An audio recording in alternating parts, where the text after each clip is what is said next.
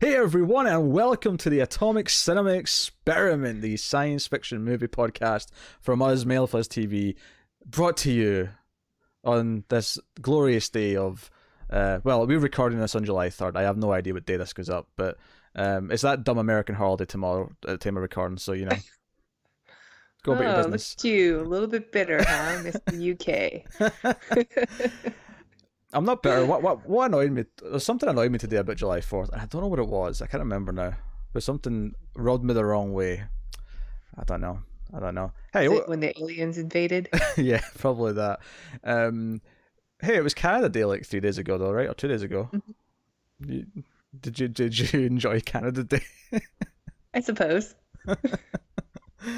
Oh dear. I tested myself to see if I could remember all the lines to the national anthem, and I think I did pretty well.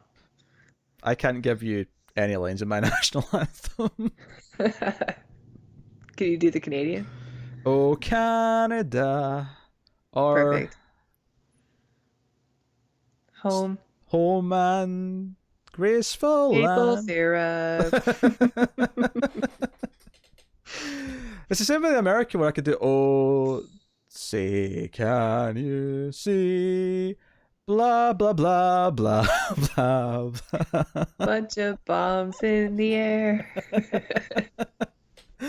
Oh, we talk about sci-fi movies on this show, and in this episode, this is an important episode because this episode is the biggest movie we have done yet. And I don't think that's even sure, we did The Day the Earth Stood Still. That was our first ever episode. We did that was great. Big classic movie, but I don't think it's a stretch to say that The Terminator is the most mainstream, high-profile thing we've done, but also a classic. It's everything. It's all the things. Yeah, It's all the I good agree. things. I mean, it's no Rocket Man, but yeah.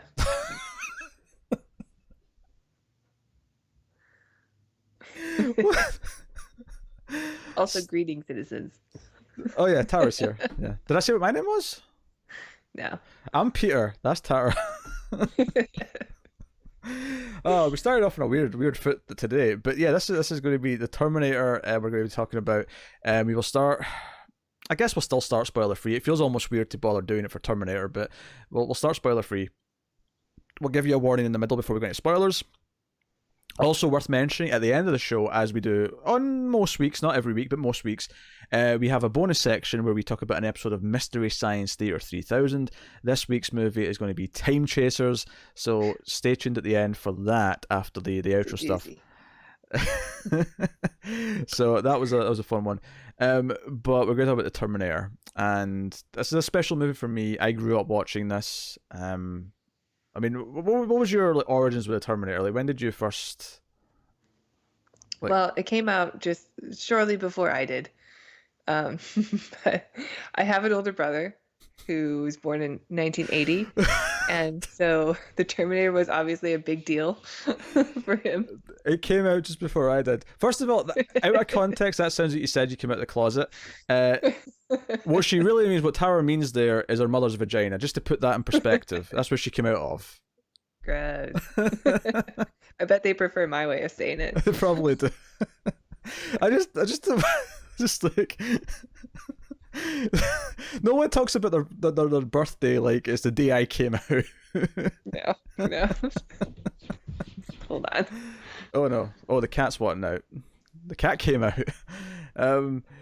Yeah. No, I grew up with Terminator, Arnold Schwarzenegger. I was a big fan of his movies as a kid. And I think as a kid, I liked action movies just because I was a young boy and that's what people put in front of me. Even though technically it was an R-rated movie, no one really cared.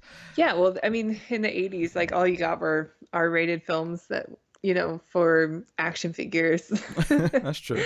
All of my brother's toys were from like Terminator, RoboCop. Yeah. No, I can see that. Yeah. We like, so I mean, Terminator was always one of my favorites. I did prefer Terminator 2 as a kid. And obviously, I should mention this actually.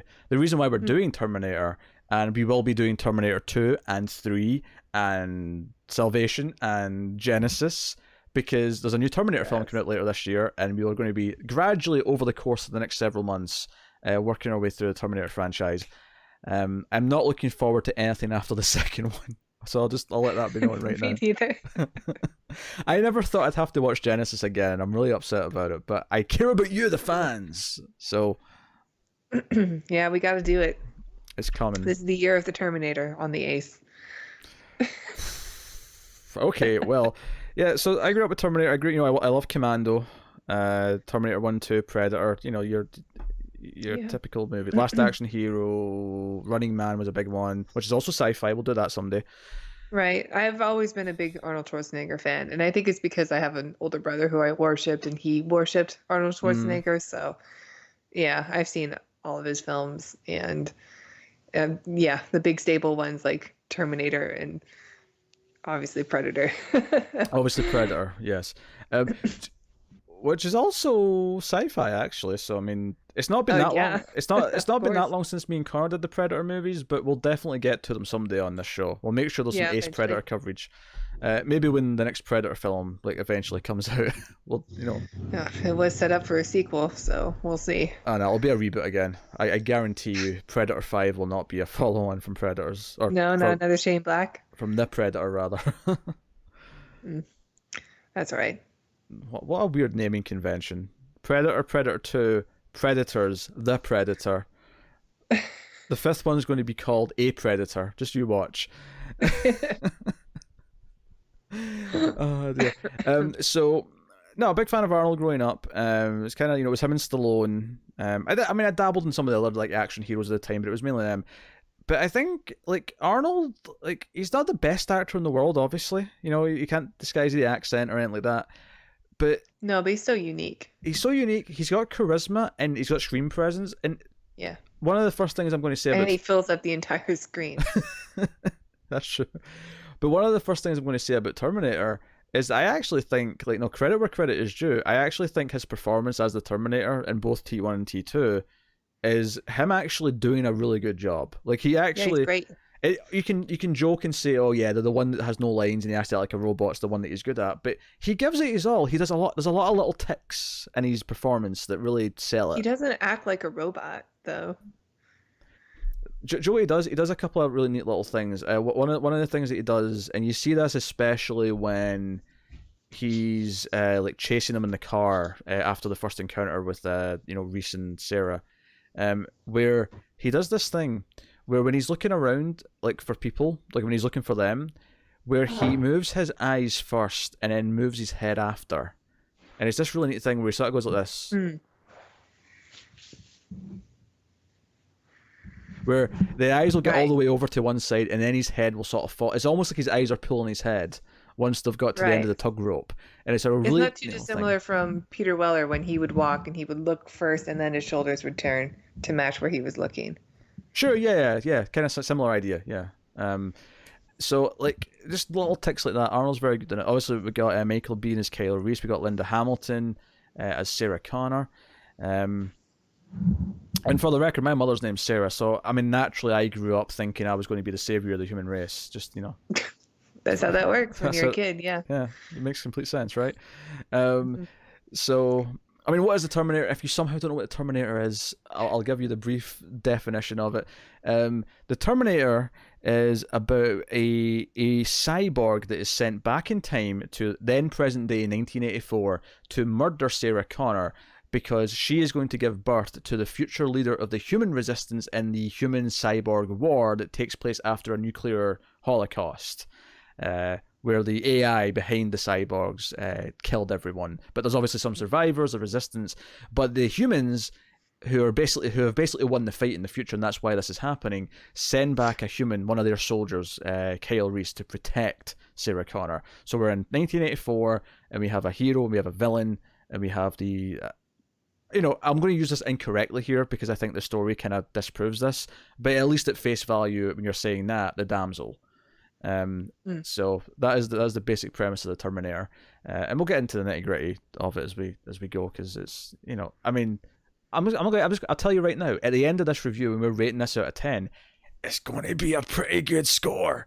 Yeah, from both of us. Yeah, this movie is nigh on perfect, and I say that like having seen it so many times, having seen it as a lot as a kid, then as a teenager when my taste was developing, and then now as an adult where I'm watching it and I'm like critically thinking about it, I'm analysing it a little bit more, and I'm putting the pieces of the film together, and it gets better as I've gotten older. Like, I said earlier that Terminator 2 was my clear favourite out of the two growing up. I love both, but I think now Terminator 1's my favourite.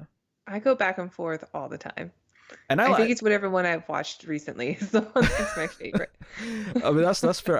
I mean, I still love Terminator 2. This is not me dissing Terminator. I think Terminator 2 is also an excellent film, one of the best sequels of all time. Yeah, that's an action movie more than it is this one's like a horror film.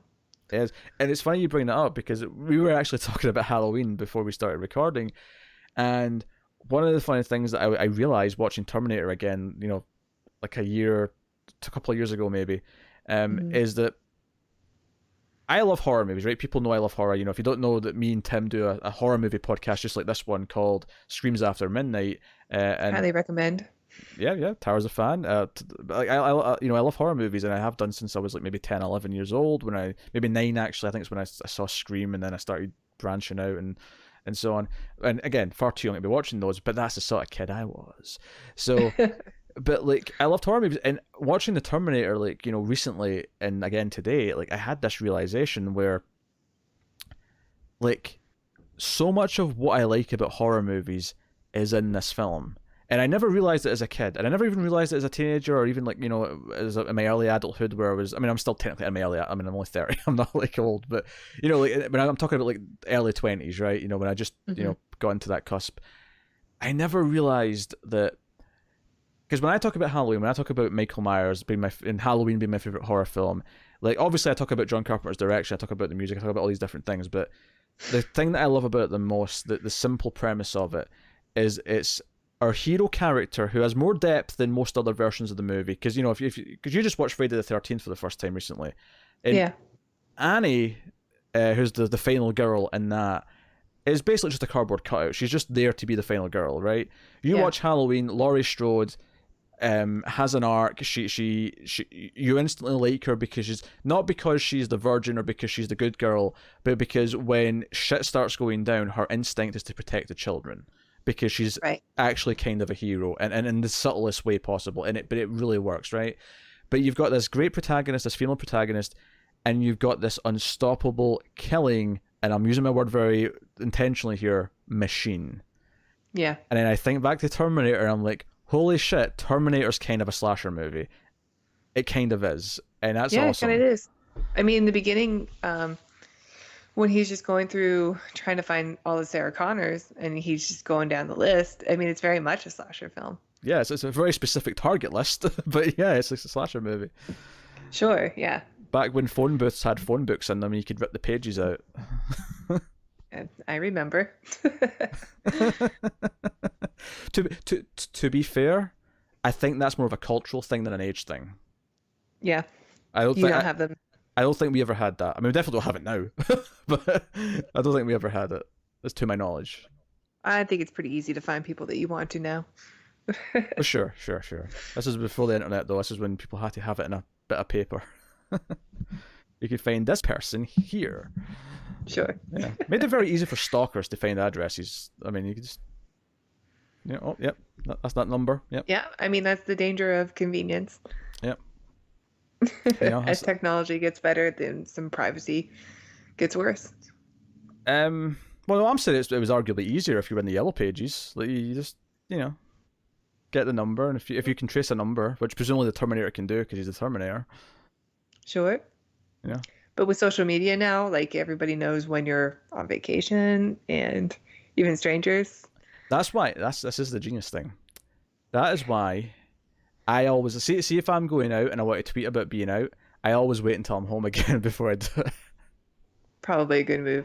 It's why I'm just not on social media. I'm genius with that. I trick people. I'm not prepared for the dangers. So if they come by, I'm waiting.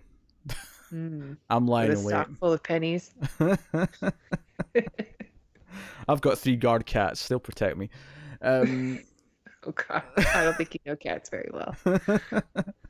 Oh, you've not seen Firefly when he gets upset. You get quite anxious, don't you, Firefly? Well, he's looking at me. He's like, no, I'll run and hide. Right. You protect us. Shut up. Let's just hope he doesn't have a laser pointer on his keychain. Oh god. Um, but like, what was I getting to? Yeah. So Terminator is very much a horror Flash film, movie, yeah. and there's like there's moments like when Sarah Connor's leaving her apartment after her date's blown her off, and she looks down like the parking lot, and it's just a dark parking lot and just this like infinite sea of cars, and it's just like it's a proper 80s horror movie for a minute, you know? Yeah. And like I think you forget Even that the way. POV shots from the Terminator that you get where he's like going around scanning, looking around. It is kind of Michael Myers-esque also. There's a little bit, yeah.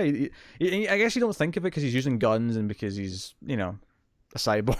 But when you stop and break it down, it does kind of have those elements in it. But Terminator's got a lot of things in it. It's got the horror movie. It is a hardcore sci-fi movie. You know, it's got time travel, cyborgs, all these things. AI. AI. Another reason to be terrified of it. Sure.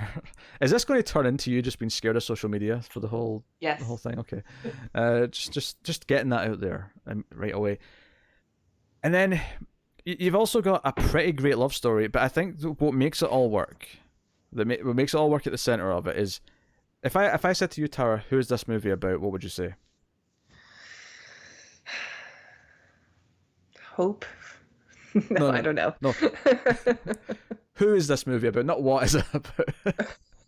Who is this movie about? It's about Sarah Connor. You're right. Yeah, exactly. It's about Sarah. It's not about Kyle. It's not about Terminator. They're parts of the plot. They're important, but it's about Sarah Connor. She's the one with the arc. She's the one with the journey. And I think the biggest points to make about that for me is that you go at the start of the movie, you get interested her. Does the thing where it cuts from the phone book where they're pointing at her name, and it cuts straight to her on a little moped and her 80s hair, which is ridiculous. You know, it's this. Oh my god, I know. This thing. It's the one thing of the film that doesn't hold up is the hairstyles. She's got this 80s hair, and she goes to work at this restaurant, and she comes in. She's sorry she's late, and you know we see her time card, so we know it's Sarah Connor. You know, we're establishing who it is. And the next scene we see her in, she's bringing out plates and she can't really handle them and she's struggling to hold them. And she gets back to the table and she's like, okay, who's got this burger or whatever? And like, well, I think that's mine, but I didn't order this. And then someone else, I think I ordered that. And then she spills the drink and she's like, oh, I'm so sorry. And she's like wiping it. And then a kid pours his like ice cream scooping into her pocket. And one of the guys who's been annoyed at her at the table laughs at her for it. Says, good job, kid, or whatever the line is. Yeah, she's like totally out of her element, and she doesn't seem very capable. I would go further and say that she's not willing to stand up for herself. She's not willing to fight back. She's very docile. And then the second, maybe the biggest thing to say about that is that when she thinks she's being followed, and we end up at the nightclub, right? Techno Noir. Of course I remember that. And the song that's playing when the Terminator shows up is Burning in the Third Degree. Because it's like, you've got me burning. You've got me burning in the third degree. That's the song. I've watched this movie a lot. Okay. I did not notice. But the Terminator comes in and he's looking around and he's doing his thing, and like the moment finally comes when he pulls out his gun. He sees her. And he pulls out his gun and he's walking up and he takes out this ridiculous gun with a laser sight, and it's pointing straight in her forehead. Her entire forehead is illuminated with this red laser sight, and she just freezes and doesn't move. She doesn't know how to stand up for herself. Deer in the headlights. Deer in the headlights is that's the exact phrase. She doesn't fight back. She doesn't do anything. She just sits there and she doesn't know what to do.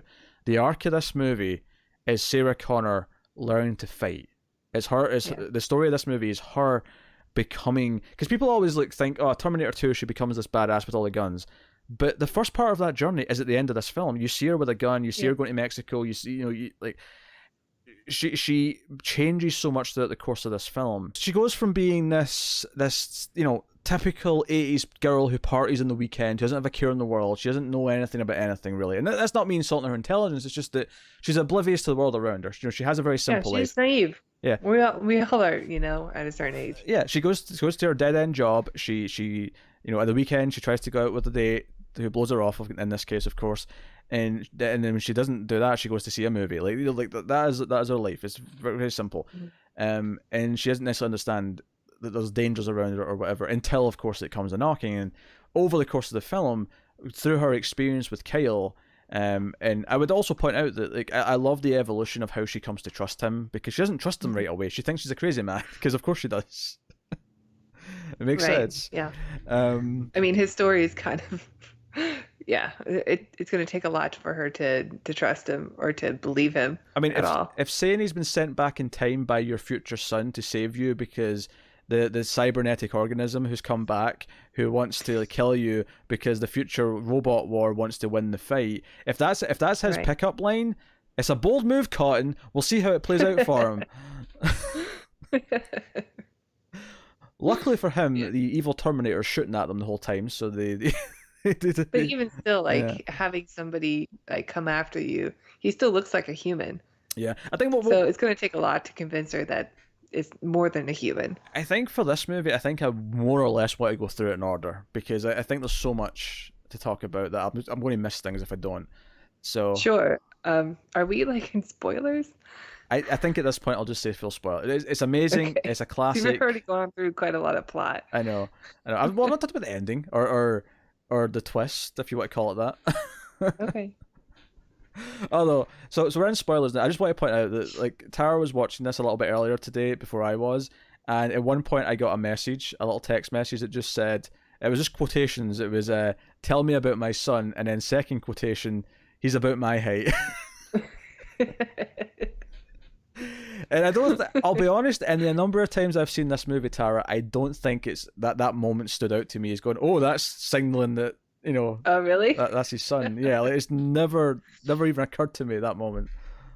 Oh, wow, yeah. I noticed it right away. It wasn't until you sent me that text I was like, huh. Look at that. 100, always something new. 100 viewings down, and I'm still learning things. It's just beautiful. So movie starts with a little text crawl. We get a little bit of hint of the future war, which a lot of skulls. Yeah, a lot of skulls. First things first, this movie was made for $6 million. It's a low budget movie even for the time it was made, and it's a really impressive looking movie for that budget. At least I think. Oh yeah. I never think. Oh yeah, the models look great. There's some animation stuff that doesn't really hold up very well, but for the most part, like if you remember the time that it was made, you can look past it. Yeah.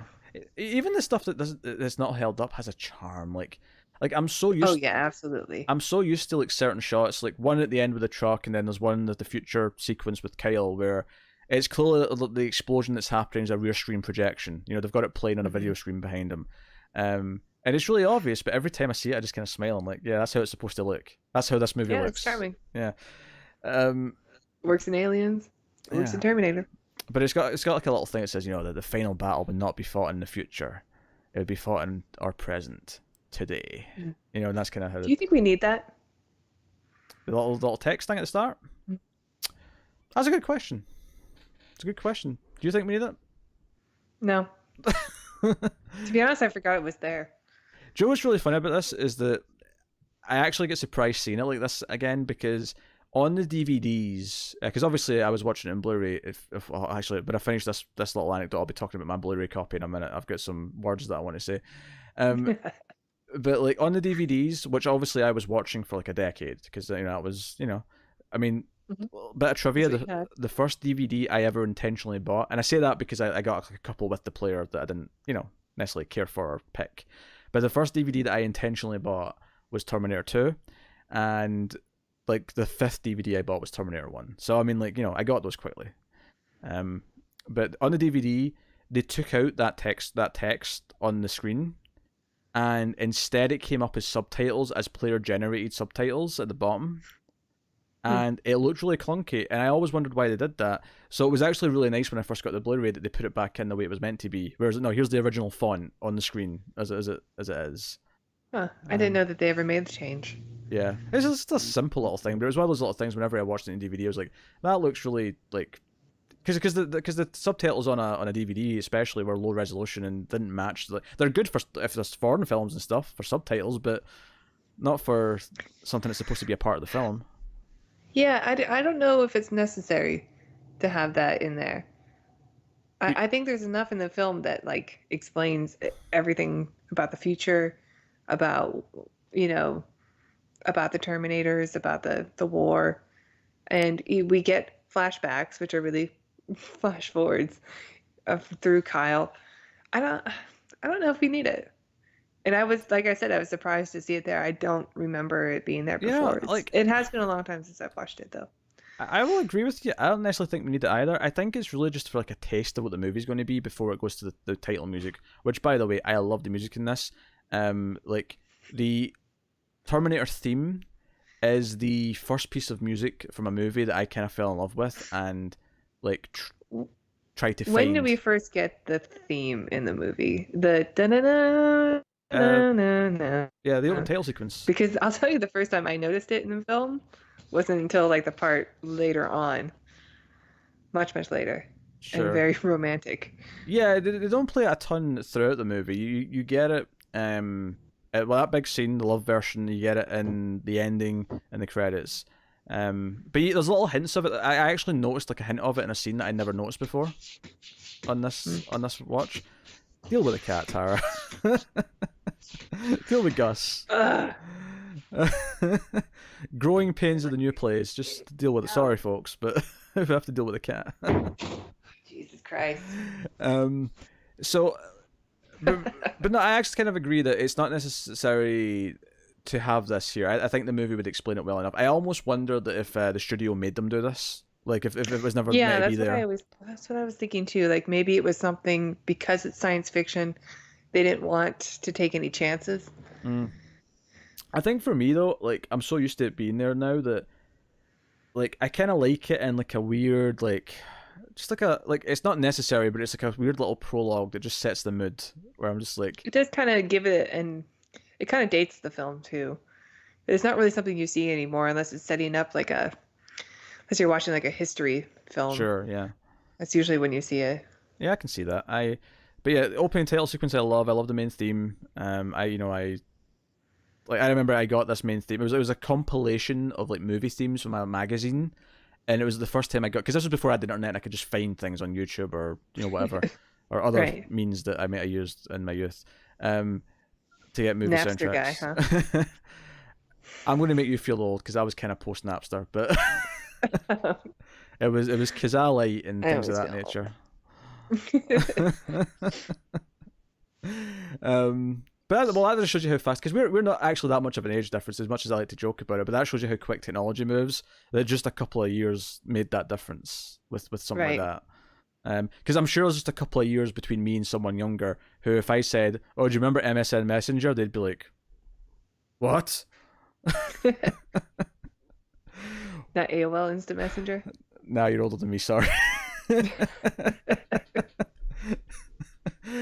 But again, this is. Did you have to watch videos on QuickTime in Real Player? I did the QuickTime and Real Player, yeah. I definitely had those. Yeah. I had Winamp at one point as a media player. Did you ever have to type .exe to start a video game on your computer?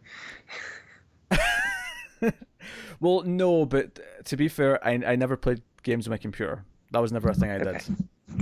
So that was more to just do what I was using it for. But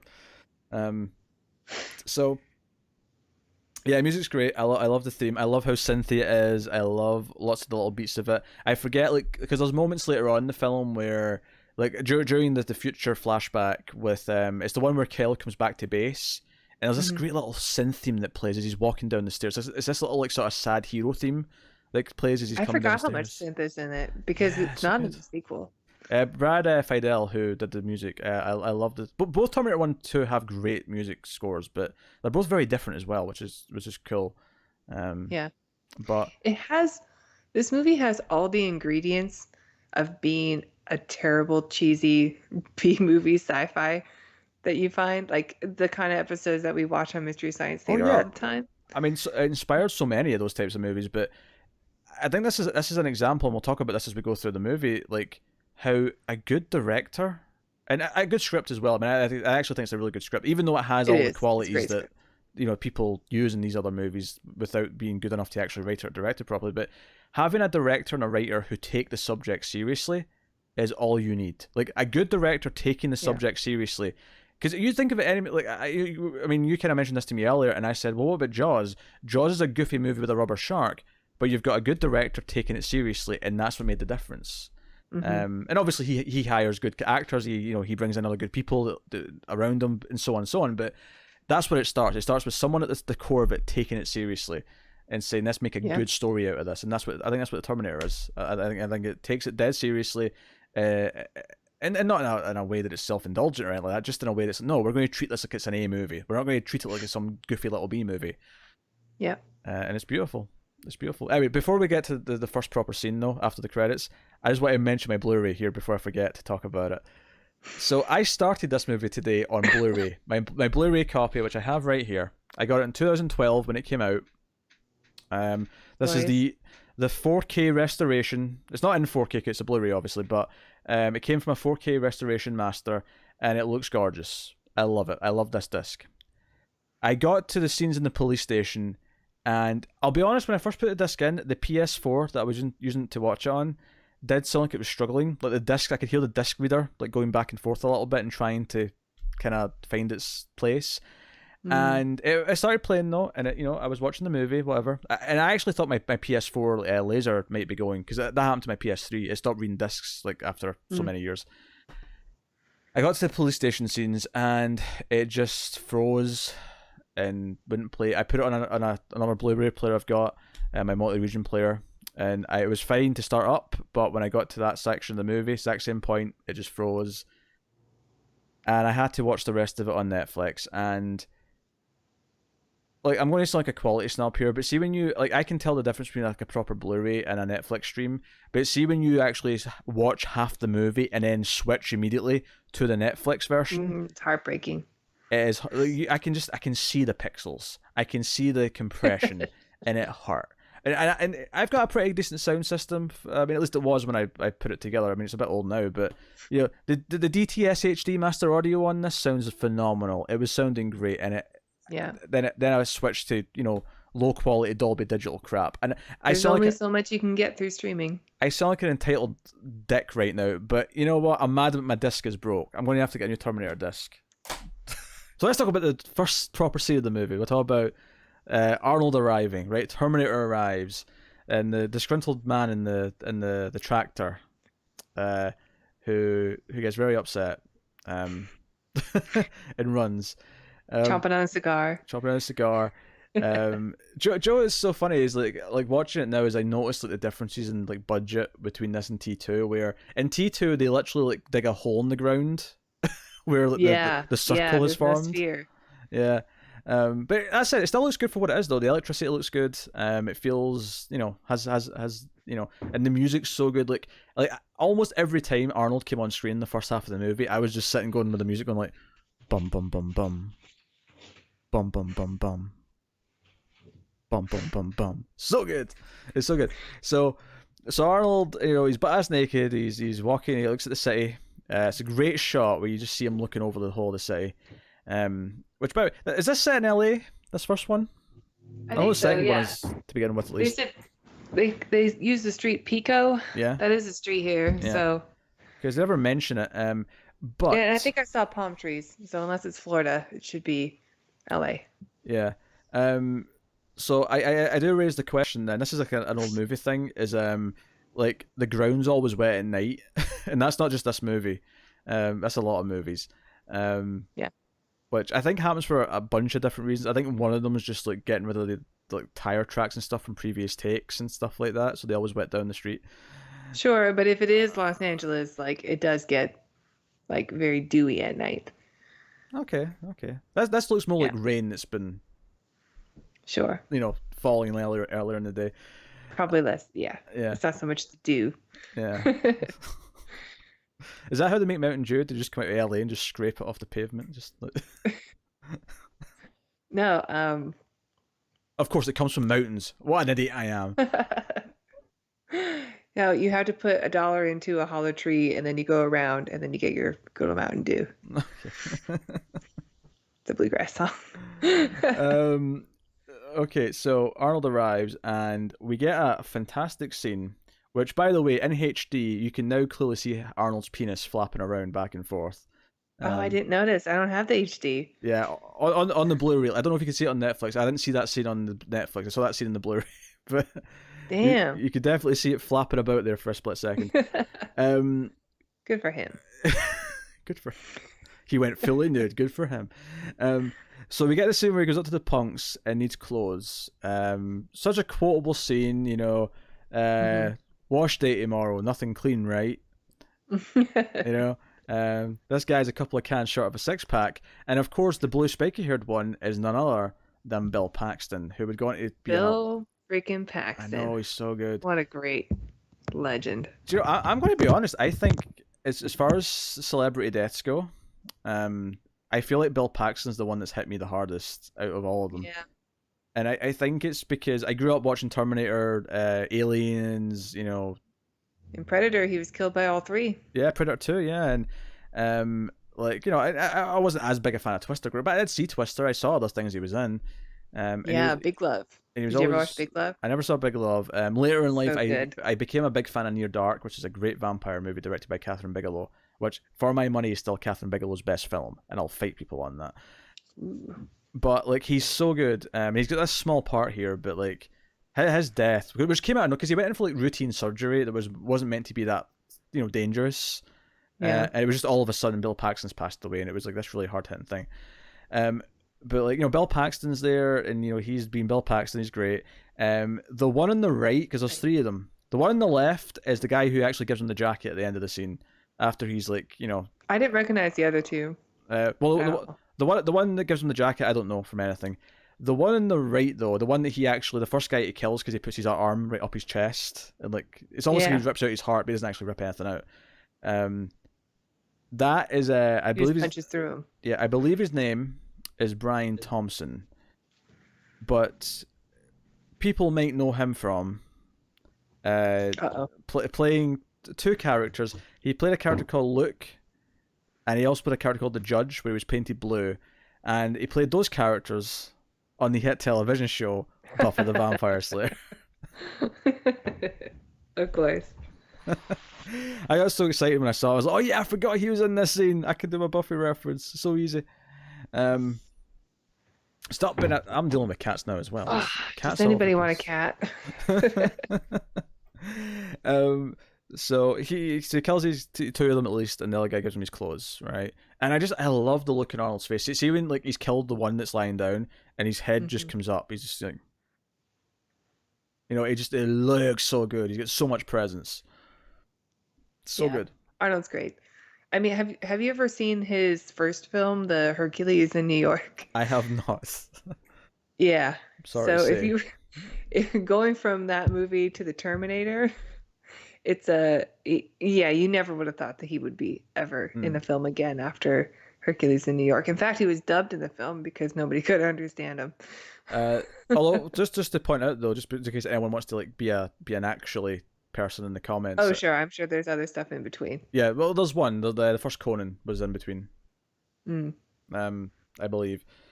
So, yeah. So Arnold's arrived. Then Kyle arrives. Kyle Reese, who, and this is a great little touch here, right? Is that when Arnold arrives, he lands, and when we first see him, he is like positioned perfectly in this little crouch, right? He is like, it's like he's like nothing's phased him, and he just stands up like a machine essentially. Yeah. Kyle falls and hits the ground hard and is in Yeah, pain. he's in like the fetal position. You can tell Yeah. he's in a lot of pain. Yeah, like, so right away you get there's a difference between these two. You understand Right. immediately how different these two are. Other than like the physical difference, because Arnold is massive. Sure, I mean Michael Bean's an attractive man. I'm not going to stand for that. Oh, sure. He's definitely, he's lean. He looks athletic. He looks good. But Arnold is out of this world. Yes, out of this time, you might say. So he steals pants from a homeless man and gets chased by the cops. I always chuckle actually when he delivers the line where he's got the cop at gunpoint. He's stolen his gun. He's like, "What date is it?" He's like, "Oh, it's 12th May." He's like, "What year?" Here. Yeah, it's the way he delivers that line. I love it every time, every single time. But Michael Bean's really great. It's a shame that he's like that he had all these really great films that he did with Cameron, and then like just so much garbage. Yeah, yeah. I wish he had a better career. I really do, because I love the guy. And everything I've seen him in, Yeah, whether it's this and Aliens or being the bad guy in the Abyss, like I love like Michael Biehn stuff. yeah, he was the '80s action hero.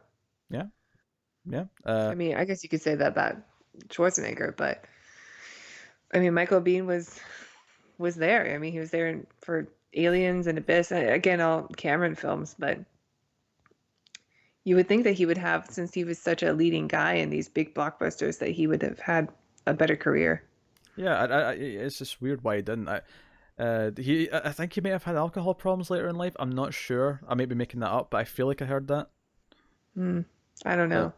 But yeah, he's more. I mean, he's a good looking everyman, I guess, is what we're saying.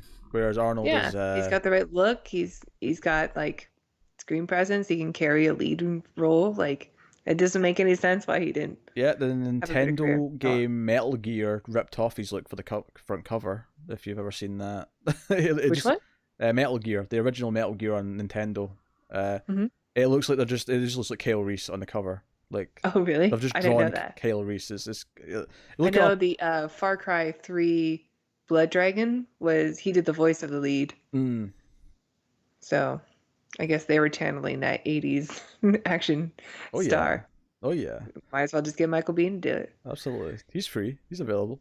Yeah, right. So Joe was really sad about watching this sequence where he goes through a department store and he like steals some clothes. He's hiding from the cops. It's really well shot. It's really sneaky. I love it all. Mhm. But what really sticks out to me now is like they redid this in Terminator Genesis. So I thought of that movie and got That's angry. right. Yeah. And I was like, how dare you? Like, because even just the direction of the scene is so much worse than that movie of like them doing the Yeah. exact same thing, and it just hurts. But sure enough, he sneaks away from the cops and he gets his long coat, his trench coat, and he's off to find Sarah. And we get both of them looking at the phone book, and that lets us to Sarah. We talked about the scene where she's in the restaurant, setting up what type of character she is. And then that night she's getting ready to go out with a friend. They're going on like a double date or whatever, but she gets blown off by the guy who was going to go with her. And again, it's kind of her being a pushover. It's her, not taking command of things, kind of thing. Yeah.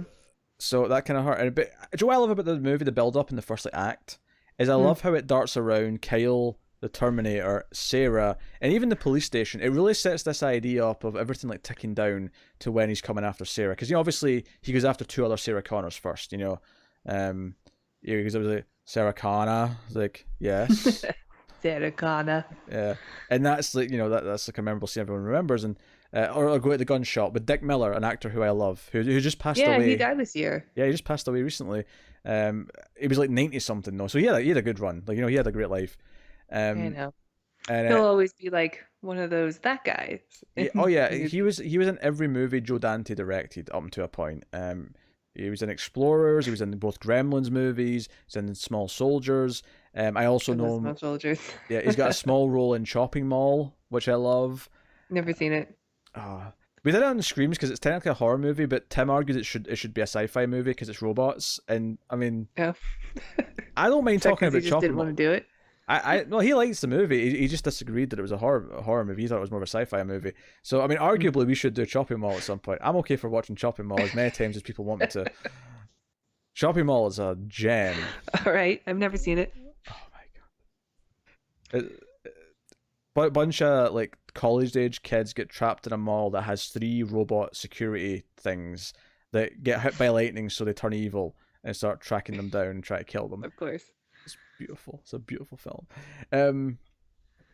So yeah, no, I love how it darts around all these people, and we get introduced to and Lance Henriksen's one of the cops, who of course another Cameron regular, who auditioned for Terminator originally. He auditioned for the Terminator, and he came to an audition. That would have been a very different film. Well, this is the thing. Like originally, they didn't want a muscly guy. They wanted essentially what the T-1000 became. They wanted like a sleek, like normal looking guy who would blend in. It's true. Like if you want your Terminator to blend in by making him look human, why would you make him look like such an exceptional human being like Arnold Schwarzenegger? Well, Joe, I like about it. I like the idea that it kind of comes across from this that it's just because it's not that they wanted to make him look like Arnold Schwarzenegger. It's just because he's bulky. Whereas in the T1000 is newer, and what happens to technology the more we reiterate it, it gets sleeker. smaller, it gets sleeker, it gets slimmer and sexier, right? So it's almost like it's not intentional because they wanted a slim guy in the first place. And Lance Henriksen auditioned for the Terminator, and he put tinfoil on his teeth to have metal teeth at the audition. And he didn't get the part, obviously. Obviously, Cameron cast him in this role, and he liked him enough because he's a big part in Aliens and whatever. But he's got a great voice. Oh, he does have a great voice. I love Lance Henriksen. I love a lot of actors that Cameron uses.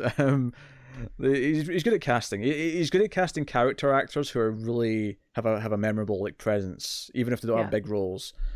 So we meet him, and we're going around, and Sarah knows that one Sarah Connor's been killed, but it's not until she hears that two have been killed where she's like, "Wait a minute, this is a pattern, damn it." Yeah. This is a pattern. And she goes out to the movie. She gets scared because she hears in the bar that they're killing, and she ends up in the club. Before we get to that, though, we do want to go back and maybe talk about the first flashback that Kyle has, because he falls asleep for a little bit next to some construction work going on, and there's some tractors and diggers and things, and the machines remind him of the killers, the hunter killers in the future. Yeah, it's a really clever cutscene how they do it too, where you're seeing just the machine that's outside of the car that he's falling asleep in, and then all of a sudden it becomes the machine, the same type of track, like a tank. It's got a track. What's it called? Like a tank. Yeah. But it's going over all the skulls that you remember from the beginning. Yeah, because there's this thing where there's a bright light, and then it cuts during the bright light, so that it's a smooth transition to.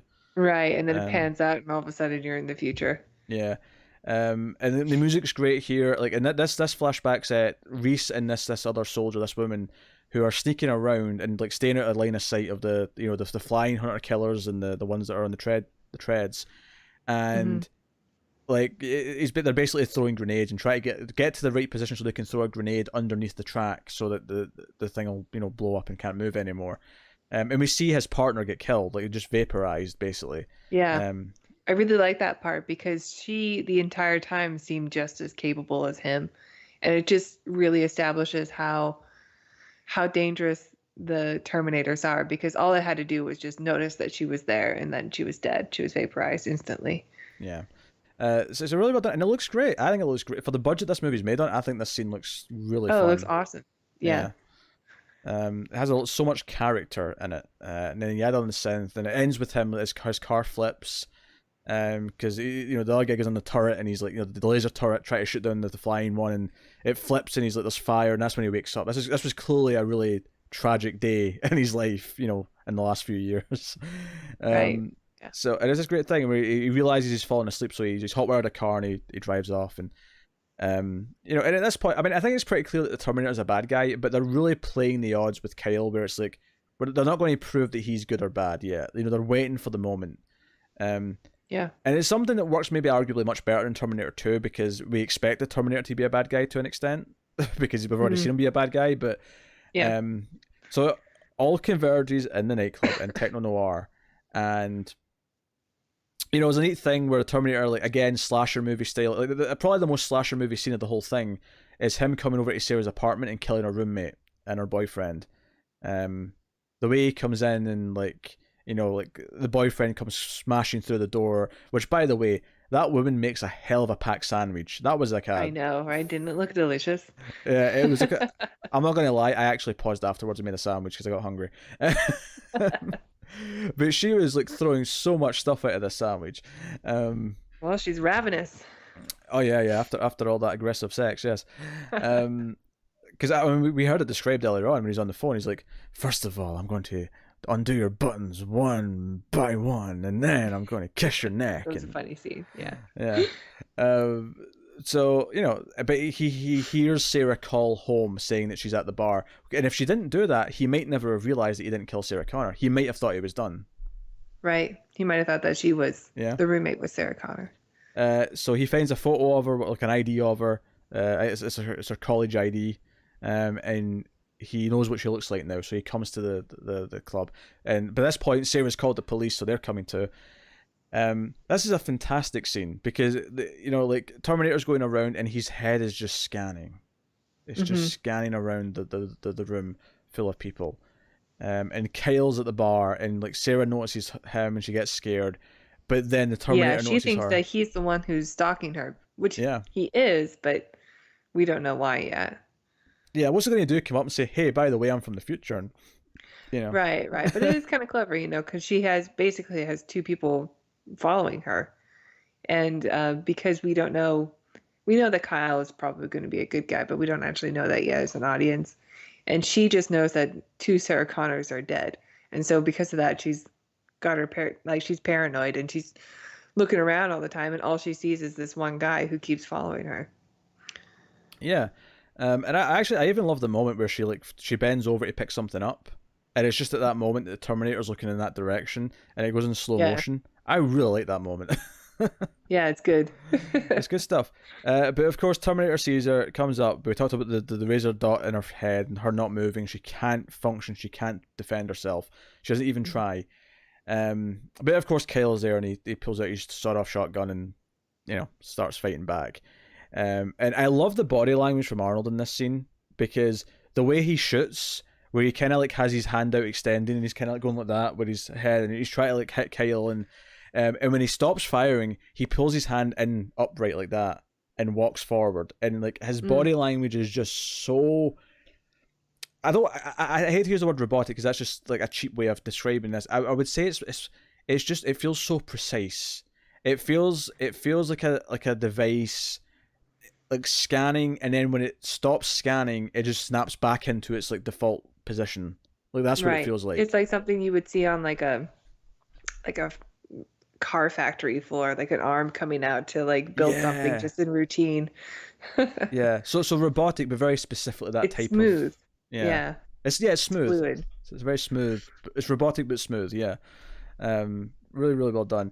And of course, obviously, this scene is to tell Sarah that she can maybe trust one of them, right? Because Kyle at no point is trying to shoot her; he's only trying to shoot him.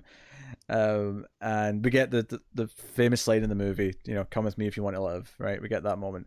And Joe, what I love about this actually is I love how much this is mirrored in Terminator 2 when Arnold goes out the window again in Terminator 2. They have almost the same moment where he gets back up. But of course here it's different in Terminator 2. But Joe, something that I don't think I really understood until like X number of viewings, but it always bugged me until I realized why Arnold's haircut changes after this scene. I didn't notice.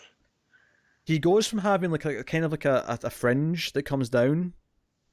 It's there up until this point in the movie. He has like kind of longer hair. After he runs through the fire to jump in the car in the alleyway, after the first time we get the actual red POV shot, he has like shorter spiky hair for the rest of the film. Does his hair get singed? Yeah, his hair's been burned off essentially in the fire, but it never occurred to me until like X number of viewings that that's why his hair. It always bugged me. Like, why does his hair change? Oh, I don't think I ever noticed. It totally does. Get the fancy Blu-ray thing that you have. You'll notice this even in SD now because his hair just completely changes style. After that point. I'm sure I'll notice it now. So, a detail that I actually just realized in this viewing. I noticed something new that I have never, or just something occurred to me that never occurred to me before. Is after they get away for a little bit, Arnold gets up and he steals the police car. He throws the cop away and takes the cop car. That's the cop car that was coming to see Sarah. That's why it's there. Yeah. Because she called. She called the police. Yeah, because they've sent a car to get her. That's why there's one right there. And I'm like, and it could have been a random cop car, but it's not. It's actually they set it up. It makes sense. It should be there. Right. Way to go, Cameron. Way to go, Cameron. Yeah. Continuity. Continuity is a great thing. I love about this next section of the film when they're in the car and they got the parking lot, and this is where you can really see the Terminator doing his eye scan thing, where he's like scanning with his eyes and he's looking for them. This is something I've heard them talk about in the extras and stuff, is that there's a lot of exposition to get through in this movie because we have to explain the future war, that our son's the leader, the why they're both here, what a Terminator even is, like, and this is the part of the movie where we get all that. We get Kyle explaining it all. And sometimes if you have a character just explaining things, it can be really goddamn dull. It can just be, boring because it's just nothing but exposition. But what this movie does is that he does this while they're being chased, while they're hiding, while they're whispering, and like it's constantly doing something else on top of the exposition, which makes it very, and it kind of adds to this. It's still exciting. Yeah, and it also adds to even just the effect of the exposition, because like it gives it this sense of danger on top of it all, so it makes it feel like he doesn't even have time to pretend that he's like, this is a lie or whatever, it feels real because he's uttering it in this hushed, like, no, you have to understand, like, in the future, like, there's nothing exists. And I like the way she like questions it. She's like, I'm not an idiot, like, we can't make things like that yet. And she's like, yeah, not yet, but in about 40 years. It's hard for me to watch this without thinking of Terminator 2 now. Like, I keep expecting to see things from like Skynet, and I don't know, like, I can't remember what it was like to watch Terminator 1 without Terminator 2. I mean, I can't either, really. I think one of the things that I noticed, though, more over time, not necessarily in this viewing, but like, he actually says Cyberdyne. He says Cyberdyne Systems, like Model 101.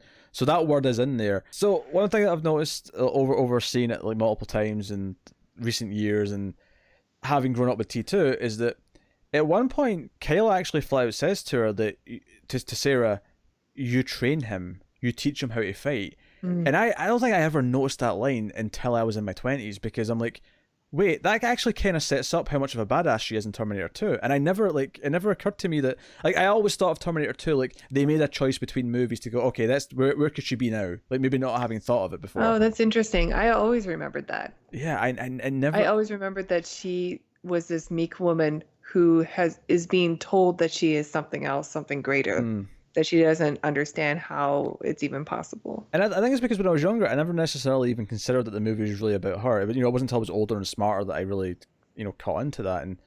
And knowing the movie's about her and like thinking about it as her story and her arc and her, building of strength, like, that line really sticks out now. Where I'm like, man, like, because I love some of the deleted scenes. If you've ever watched them, are really great. There's two in particular that I really like. That I actually, no, I don't think I have. That I think should still be in the movie. One is later, when they're kind of on the run. Maybe I think it's just before the motel. There's a scene where she tries to use a payphone to call someone. It's kind of a setup for what happens later, where she calls her mum when she's not supposed to call anyone. Where he gets mad at her and kind of fights with her for trying to use the phone, and they kind of like get into a fight, and I don't know if they roll down the side of the hill or whatever, but they end up like next to, like, down the side of a road, but there's like a little like grassy area with like bushes and flowers and stuff. In mid argument, Kyle starts crying because he's never seen a flower before. Oh wow! And I really like that scene. And then the other scene I really like, which is really cool when you think about Terminator 2, it takes place right at the end. It's like before we cut to like Mexico. We see like ambulances and stuff at the factory, like, clearing it up, and we see someone from Cyberdyne find the arm. Oh yeah. So they actually had like a seed for the sequel which they cut out. That's interesting. Yeah. You think of those kind of scenes more like post this era of films. Yeah, like he was setting up a sequel like that. Yeah, it was there. Like, he clearly had more ideas to do stuff. And it's so funny that it was always intended as kind of like, I mean, I don't know if it's intended necessarily, but like it was never like he's got like a trilogy planned or whatever. It was just like, he's got more ideas, and it turned out to be one more movie, and that's where the story ended, essentially. It does kind of complicate the time travel thing, though, if you leave that scene with the arm in it, because then even though it follows through with T2 doing this anyway, but like if the T100 goes back in time and leaves the arm there, and that's what Cyberdyne uses in order to create the Terminator. Go on. Say it. Say the word. What is this? Say it. It's a paradox. It's a paradox. Right. I mean, this whole it is kind of confusing and brain melting when you try to figure things out. But Honestly, like on this by viewing, cutting it out, it does make it a little bit cleaner. no, it does. I like that scene though when I saw it, like eventually on the DVD or whatever. It's on the Blu-ray as well. What I love though, at this time watching it, is that more than ever, I got the feeling in this film that this had always happened. Like, like she only ever became this strong person because she went through this, and she only trained John Connor because she knew she had to train John Connor. Yeah. This idea that hell, the fact that Kyle turns out to be his father is like it's a cyclical thing. He has to always go back to priest. Yeah. As much as what you just said about the Terminator arm, it's true for John's existence as well. So it's still there. Yeah, and I don't remember a whole lot about Terminator 3, but one of the things that I do kind of like about it is that D-Day is sort of inevitable. D-Day, D-Day, is that not it? Judgment Day. Judgment Day. Sorry, it's late. Very different war. Very different war, Tar. Wrong war. Yeah, that Judgment Day is, inevitable, which doesn't really pan out in like Terminator 2. I'm kind of spoiling things, aren't I? Hopefully everyone's already seen this movie.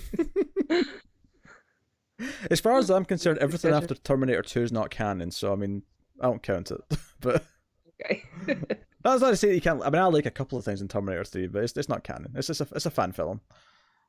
Right. I mean, but if you're trying to go back in time to prevent something from happening, but then by doing that, you are creating something that's going to happen. Like, wouldn't everything be inevitable then? I mean, actually, this movie is probably the cleanest as far as time travel stories go. In the franchise, anyway. It's not until Terminator 2 that really kind of muddies it up. I don't know. What I love about this debate is I have been doing Dark with Connor, which is the most complicated time travel thing ever. We did Primer, recently. Like, the time travel in this is not actually that complex. It takes it a bit more straightforward, but it's not until you stop to really think about it where you're like, actually that won't work. But yeah, it's typical time travel stuff, though, right? The idea that, well, if they go back in time to do this thing and it changes things, but like then we'll never get to the point where they go back in time to do it. So that's the other side of the paradox. Right. So but I mean, Terminator 2 definitely goes with the idea that no, we can change things potentially. And as far as I'm concerned, the story ends at the end of Terminator 2, and everything else is just sloppy fan fiction. Then why we have to review it? Because they exist, and people want to hear us complain about them. Damn it! They need to know why. They need to know why. Damn it. So, what were we talking about? What scene are we at?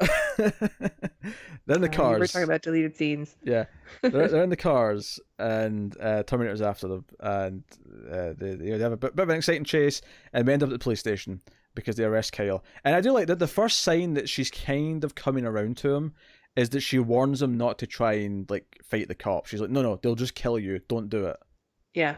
That's the first sign she kind of cares, and then the second sign she kind of cares is that when we get the scenes where they're interrogating him and they're asking, Lieberman, I think the psychiatrist's name is, he's like asking him all these questions, and then they're watching the footage back and they're kind of laughing at him. She's the only one who's not laughing. She's standing there. She's terrified. Yeah, she's taking it seriously.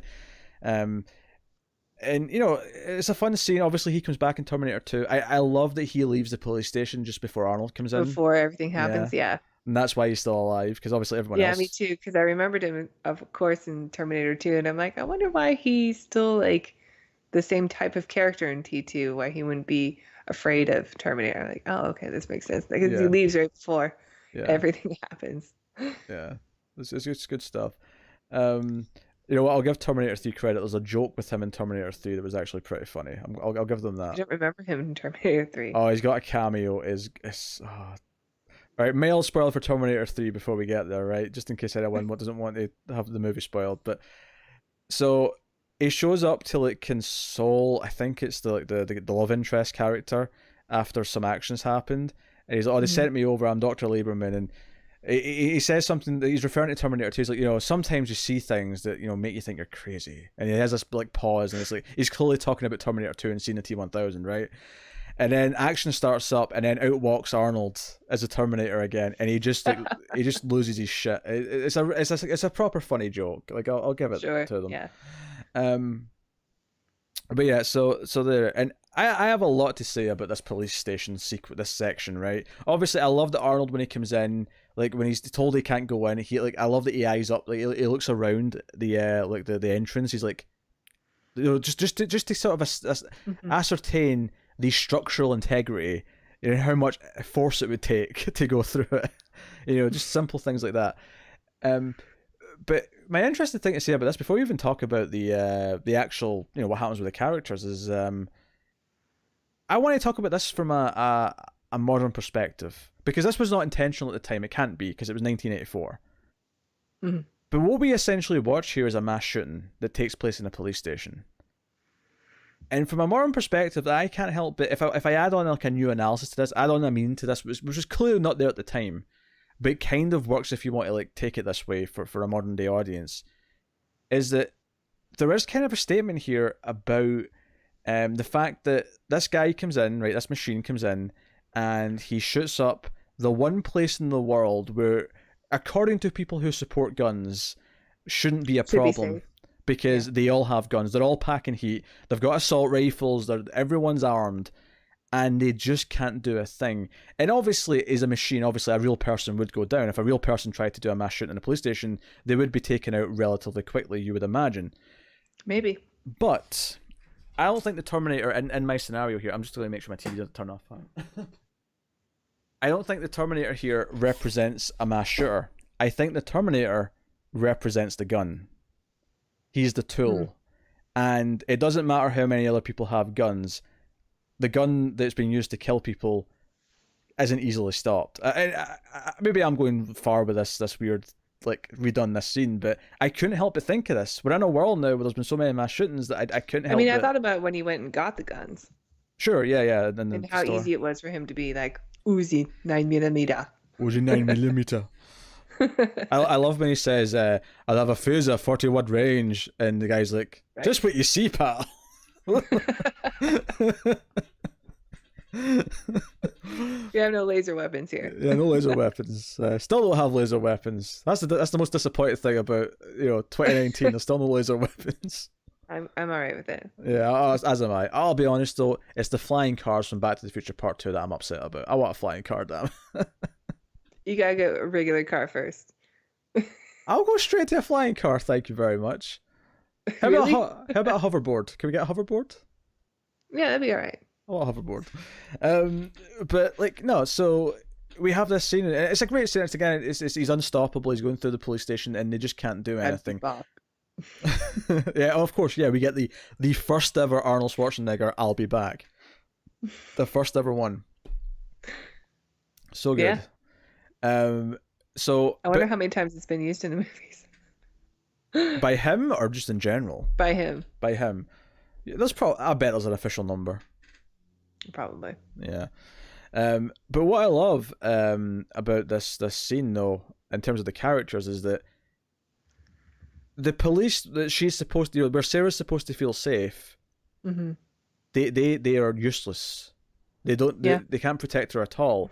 It's Kyle who gets fights the cop in the room with them and gets his key and finds Sarah. He is the only one who stands a chance to protect her, and she might not be completely on the train yet, but she at least realizes that in this scene. And it's the first time in the movie where she willingly goes with them, and it's a moment of unification. They're united after this scene in the movie, and right. I kind of love that. It feels like a big deal. We're just over halfway. It feels very earned. Yeah. Yeah. It feels like they went out of their way, and it's kind of like, yeah, these cops can't do anything, but they can. They're not even taking it seriously. They're laughing at Kyle's claims. And I don't get me wrong, I understand why they're laughing at his claims, because they are silly to most people's ears. It's ridiculous, yeah, of course.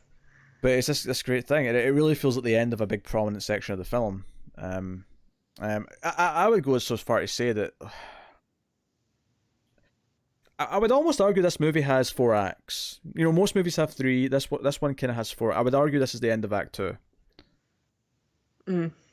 is this choice to go with them as the end when of Act she 2. chooses to follow Yeah. him. Yeah, it fades to black as the Terminator comes out of the police station and he's looking for the car.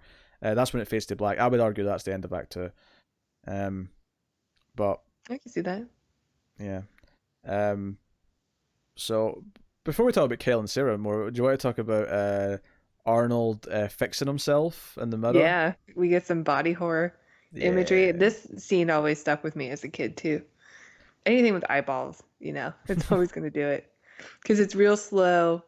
Because he's a he's a cybernetic force, but he's got a bio exterior shell with blood and skin and flesh, so everything is real. And when he takes out that razor blade and sticks it into his eye, and he's got this expression of zero pain, but you can still hear everything, and you can kind of hear it scraping the metal underneath.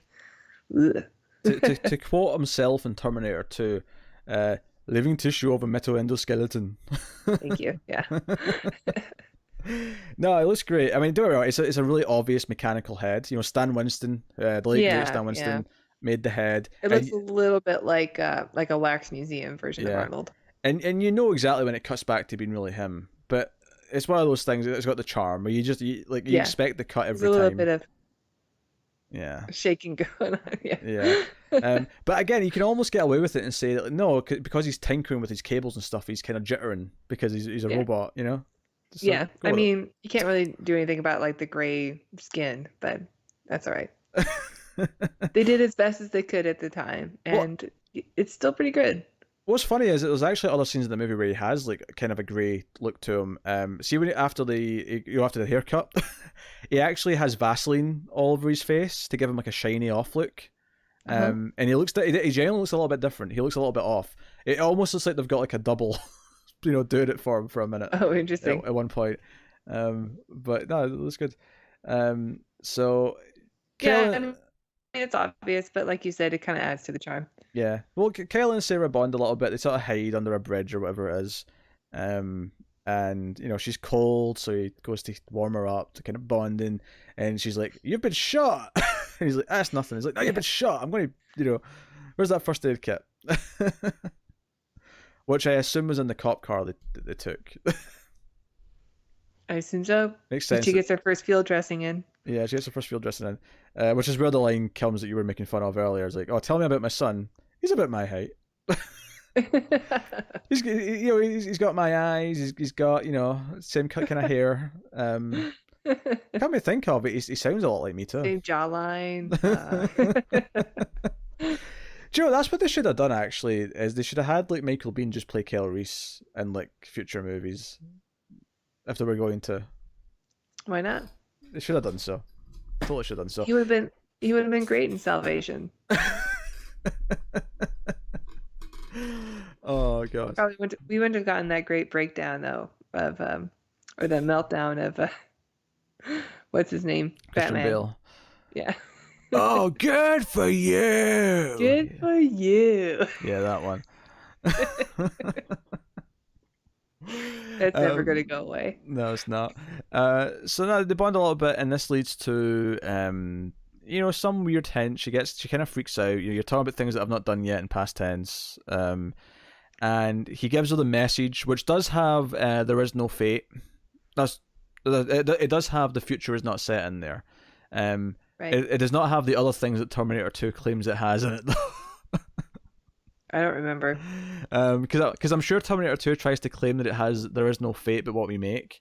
But that line was not in that speech. But the future is not set definitely was. And that is brought up in Terminator 2. And this leads to the other flashback where we see that he had a photo of Sarah, and this was when he comes back to the base, and the earlier model Terminator with a big minigun breaks in, and but we see Kyle kind of be nice to the kids, and we get a good sense of who he used to be, and it's kind of the first big thing in the movie that sets up that he does have feelings for her, that he kind of obsessed over her photo. Yeah. Very much. Now, admittedly, later on he says, "I'm in love with you." I have to. I mean, maybe it's because the future, no one has time for romance, so maybe things happen easier. But it is just. Well, a she's photo. Also a legend, right? Yeah, sure. He's heard about her. But it's, I mean, it's just a photo. Like, in love from a photo. We don't always get to choose who we're attracted to. I guess. I mean, um, but yeah, again, it's another great little mood scene. It sets up the future, and again, it feels like really well thought out, and it feels like the sort of thing that a lot of cheap movies will try and replicate. Is like how this scene feels, but Terminator just does it so well. So, Yeah. but they get to the motel. The scene of him crying over a flower is not there, and they get a room in the kitchen, and Arnold pulls some tricks. He goes to like her mother's house, kills her mother, and then we learn like, earlier on, of course, that he can use voices from people. If he's heard a voice, he can replicate it. So he replicates her mother's voice, and that's how he finds out where they are. But this is where we get Kyle and Sarah's big, romantic, sensual love scene. About time. About time. And I actually love the love version of the theme. You know, the piano one. This is the first time I noticed the theme in the movie. And well, I was listening for it. I thought it was. I genuinely did not hear it in the beginning of the film up until this moment. You noticed over the opening titles, though, right? With the big letters going past back and forth? Maybe. I don't think I did. How did you not notice it? It's like the main theme is playing. I didn't notice it until they were making love, and now it's always going to be the Baby Gravy song. The Baby Gravy song. Oh my. So yeah, so she gets kind of like, you know, questionable. She's like trying to get to know him a little bit. And she's like, Sarah, is there anyone in the future special? He's like, what do you mean? Got a girlfriend? He's like, no, never. It's like, never? And then, because she already knows that he volunteered to do this mission. And he turns around and he's like, I volunteered because, you know, you gave me a picture of you once. I memorized every line, every curve. I'm in love with you. Sexual. And that's why I came back in time. And this is a lot to take in, but she's been through a lot in the last 24 hours, so I get that, like, it's this someone being so devoted for her kind of, like, you know, is appealing. She also was dumped earlier that day, you know. Yeah, that's true. Or got stood up anyway. Do you know what subtle touch I love in this scene, though, is that when she goes to kiss him, like, he doesn't really kiss her back, but it's not because he doesn't feel this way, it's because he's never been kissed. He doesn't know how. Yeah. So he just kind of stands right there and takes it, and it's a really well done scene where she knows she has to kind of guide him, because she's the one that knows what she's doing. And they have sex. And do you know my favorite part of this, outside of the music, which is phenomenal, my favorite part of this sex scene is how they show that they're ejaculating. Yeah, their hands are gripped like that, and then when it gets to the end and the final note in the piano hits, it's like dun dun dun dun dun, and the hands just open. I mean, it's better than like a train going into a tunnel. No, I mean, it's just good. It's good.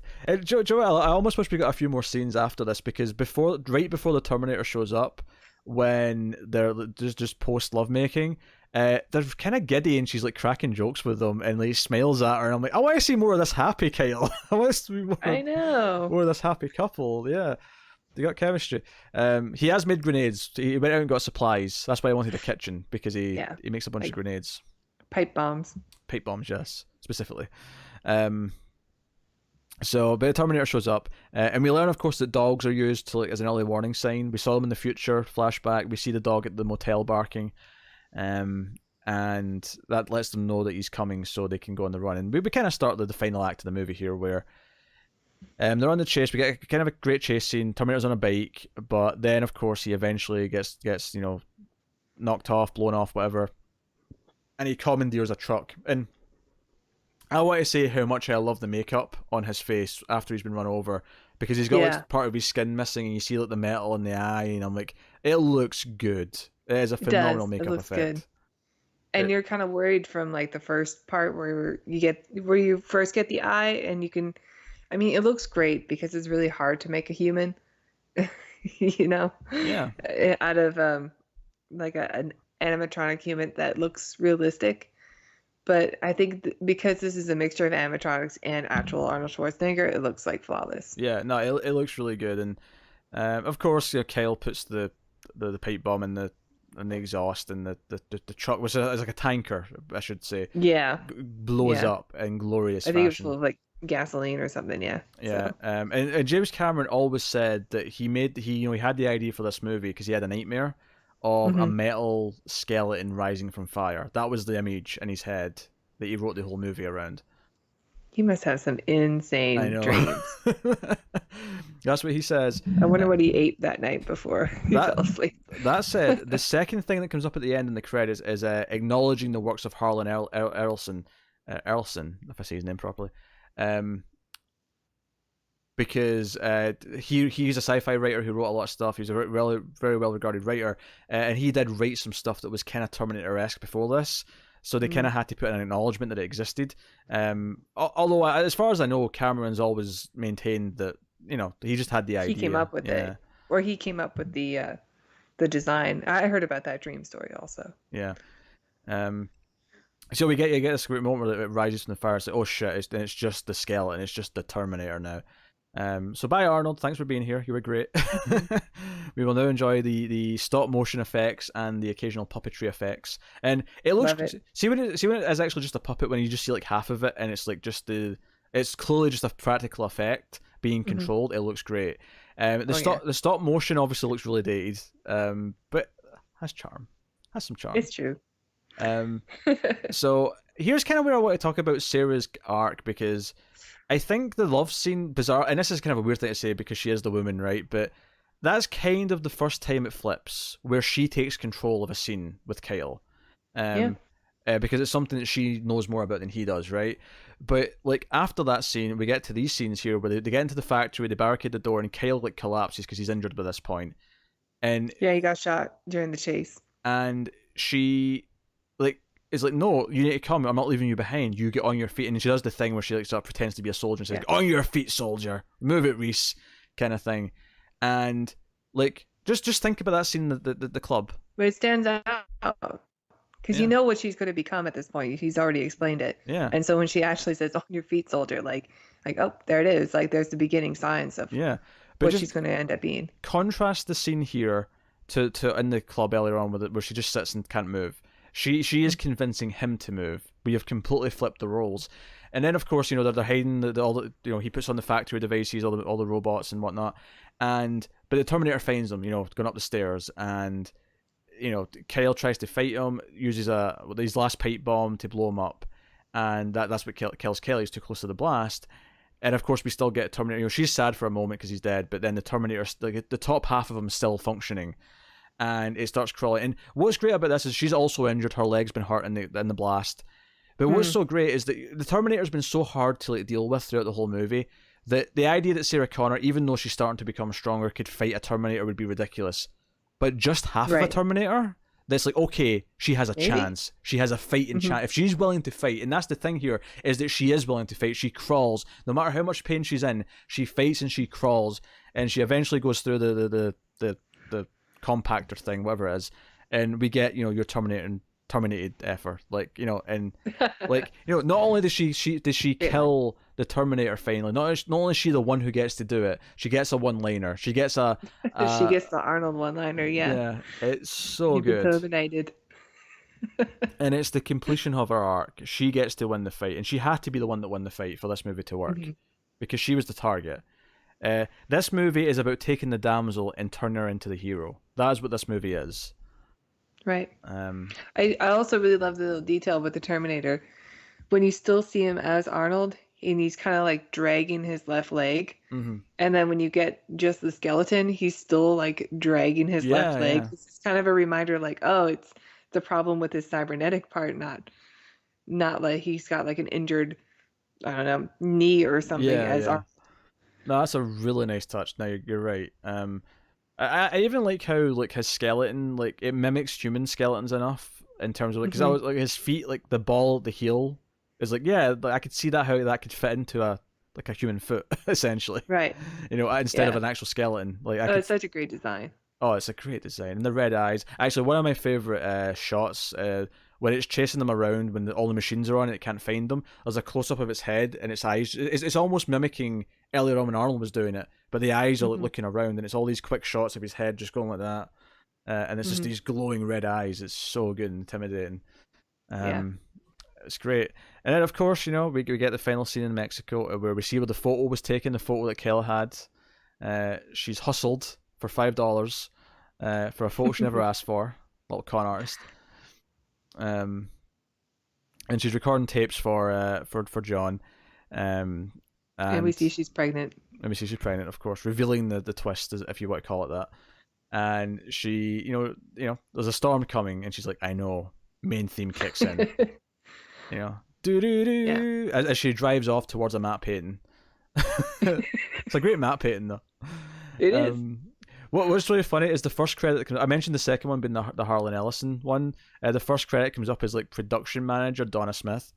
That's really funny to me because I used to have an assistant manager named Donna Smith, so it just made me laugh. It's like, I was wondering what the significance was for that. Yeah, that's a personal taste. That doesn't mean anything to anyone else.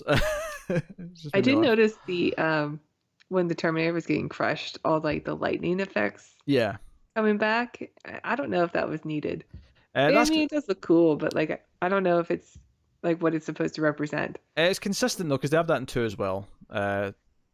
Where there's a part where you think he's dying, and the lightning happens, and it's just like, oh, that means he's dead, because when Terminators die, like they have some lightning for some reason. Okay, because to me it looks like the lightning effect that they used for the time travel. It's kind of similar. I don't think it's meant to be the exact same cause though. I think it's just meant to be like right, but because it looks so similar, like it can't help but like make a little bit of a connection. Like this has something to do with that, but no. Joe, it's funny actually. I mean, we were talking about Halloween 2018 before this, and we were talking about how it was kind of trying to be like a Halloween movie for the Me Too era, and how it was trying to like use those themes. You could totally do a Terminator movie. You could take this exact movie and just change a few things and really make it about female empowerment. And arguably, it kind of is to a point because Sarah Connor's this great character, but like this idea, like, what if the cops didn't believe someone was chasing her, and what if like you could do just a couple of little things that would turn it into that if you wanted to. Sure. She's being stalked by 2 men. She has been stalked by 2 men, yeah. And of course she doesn't know that one of them's safe. Why would she? She has to think it's possibly dangerous. Right?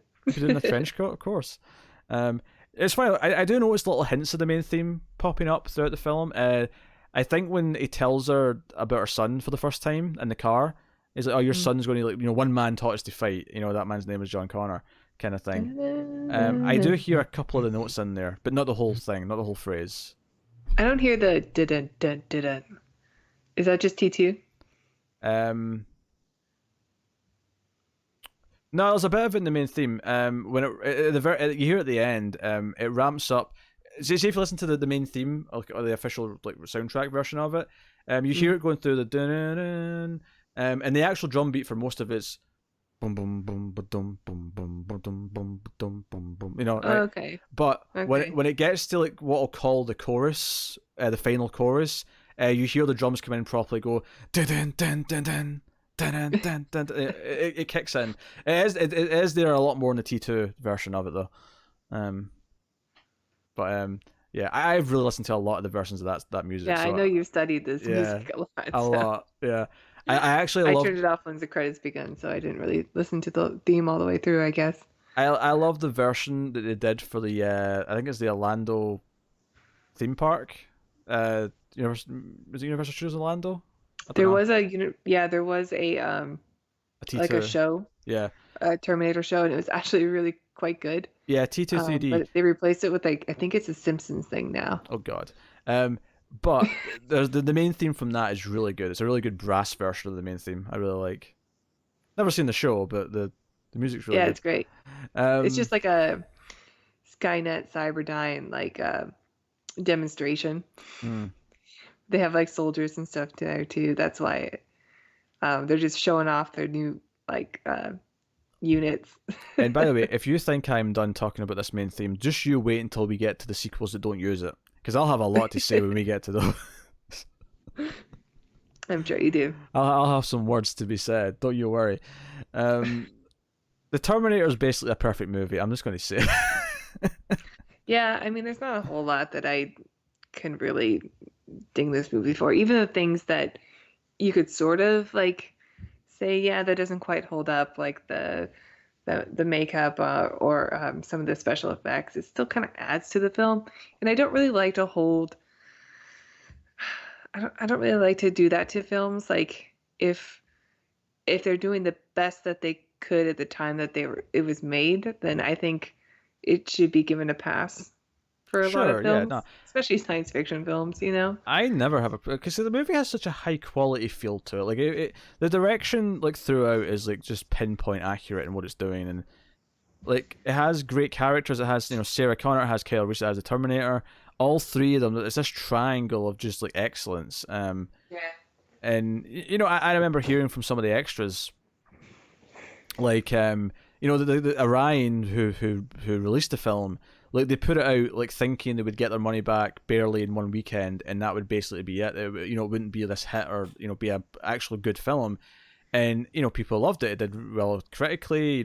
People were into it, and I remember hearing them talk, like Arnold and James Cameron talking about how after the first weekend or two they had to like create new ads for it because they realized that not only men who like action movies like this movie, like this actually appeals to like a really wide audience because it has the love Right. story, because it has all these different things. And that, I mean, it's a really dated way to think that it has to be a love story for the women to like it, but like this idea that it transcended being just this like, oh, it's a cyborg trying to kill someone. Like, no, there's actually, it's a good, well-made movie with a good story with good characters, and all the Yeah. qualities that make it up. So like, um, Terminator, like every time I watch it, I appreciate it more. Like I understand on a more basic level just how well it functions. Like every scene has a purpose. Every scene's about driving it forward and Yeah.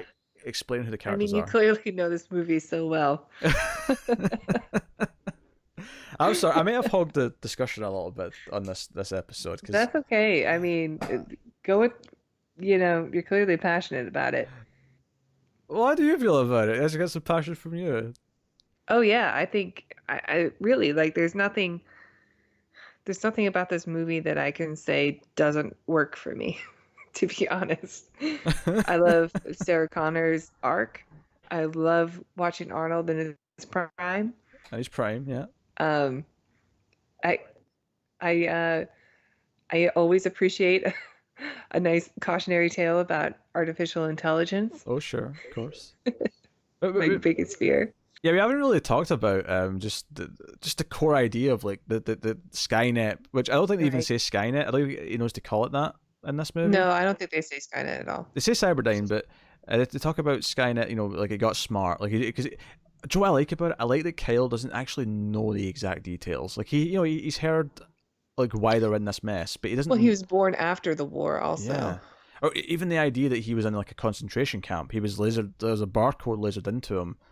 Right. And the idea that like any I don't think there's meant to be like a lot of like parallels to like Nazis or anything else, but I think there is something to be said about the idea of like, no, the people who are fascists and like want everyone to be the same are kind of robotic in their thinking, hence why the robots would do this too. There's Right. that simple idea. um like all that stuff's just great, and like the visuals, the idea of a nuclear, attack happening. I mean, the one thing I will say is there's never any talk in the future of radiation in any of these movies. So, No. whatever. I mean, there's no flowers in the future apparently, so how do they like get food? Uh, that's a good question, actually. I mean, are they just running around graphite the entire time? Can't get away. Cannot get away from Chernobyl. Cannot get away from Chernobyl. Oh, it's so good. If you guys haven't watched Chernobyl on the HBO miniseries, please watch it.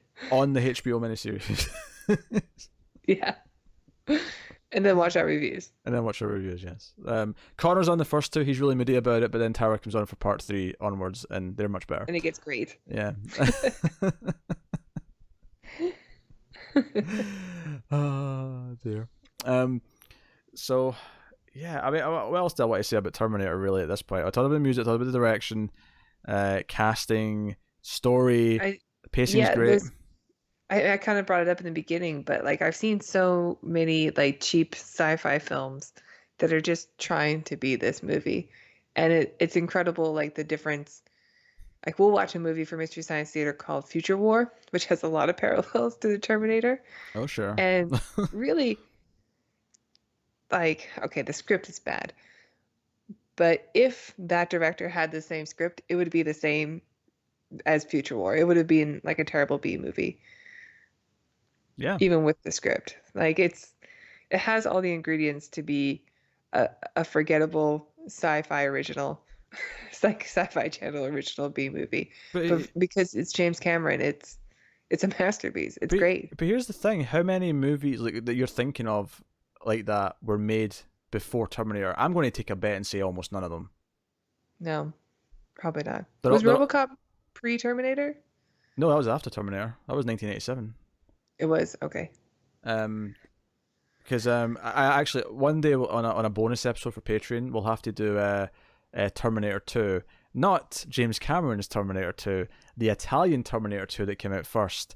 But despite I didn't know this existed. Despite the fact that it's called Terminator 2, it's actually a rip-off of Aliens. And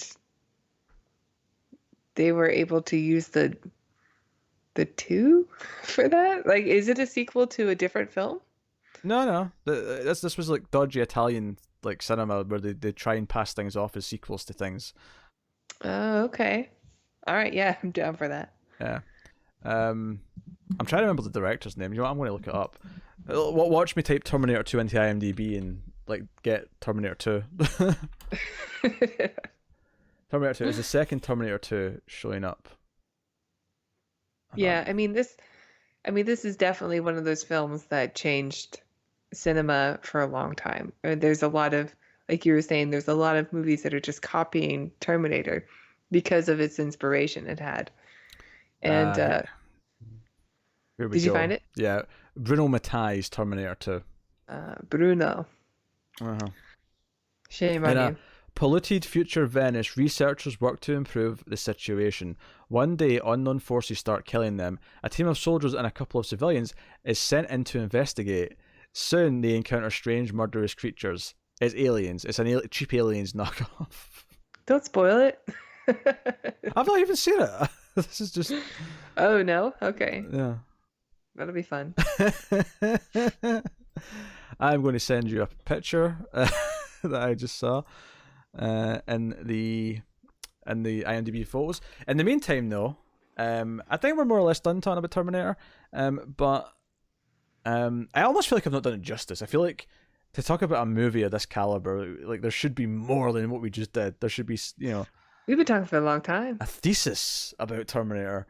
Oh boy, this movie! I love it. So, what I've just sent Tara is an image. It's like the Cobra Kai with guns. Yeah, it's meant to be the Colonial Marines essentially, but the helmet the one guy's wearing is too big for him and looks like a sports thing of some kind.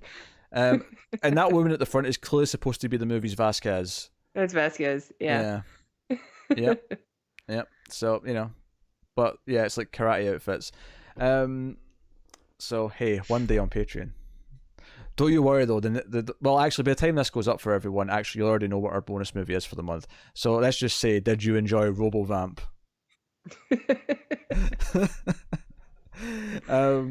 So yeah, what we rating Terminator then? This is the task upon us. Terminator. Well, yeah, like I said, there's not really. I go back and forth between whether or not this is my favorite Terminator or Terminator 2.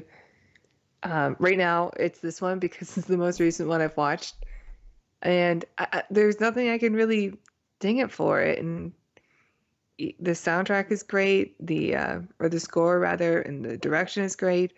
The writing is smart. It's a great science fiction movie. It's cool time travel concept. It's a 10.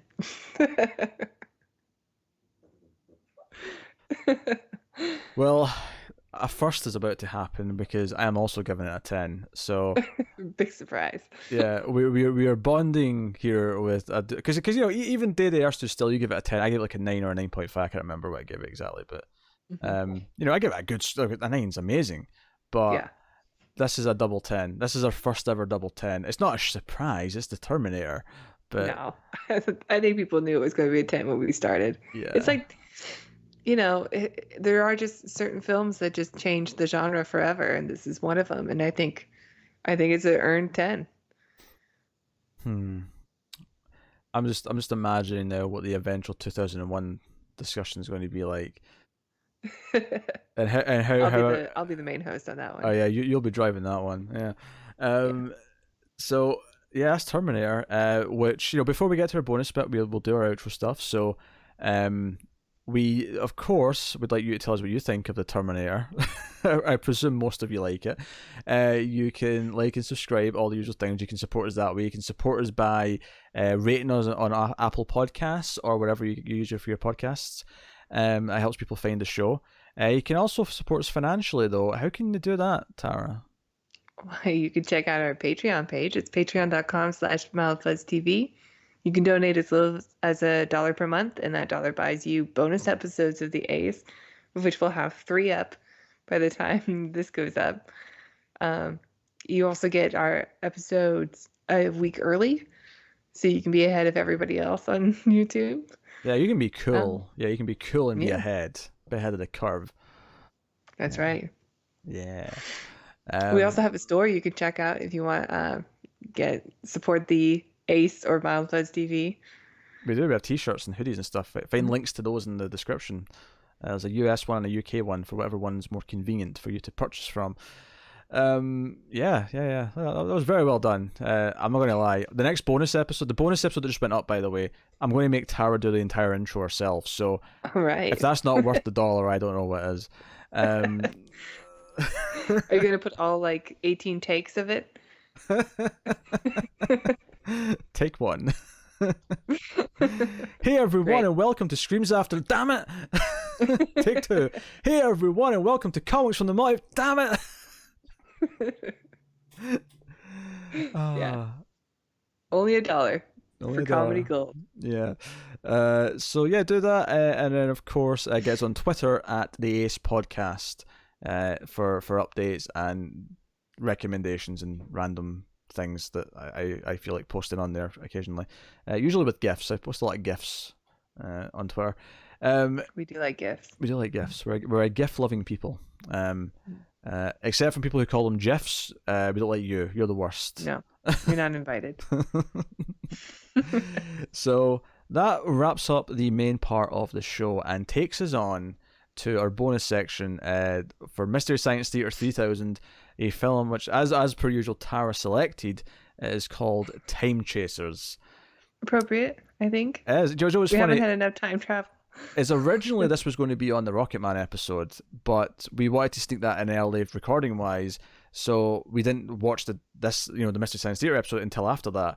But oddly, it put it back onto a time travel related movie. So, yeah.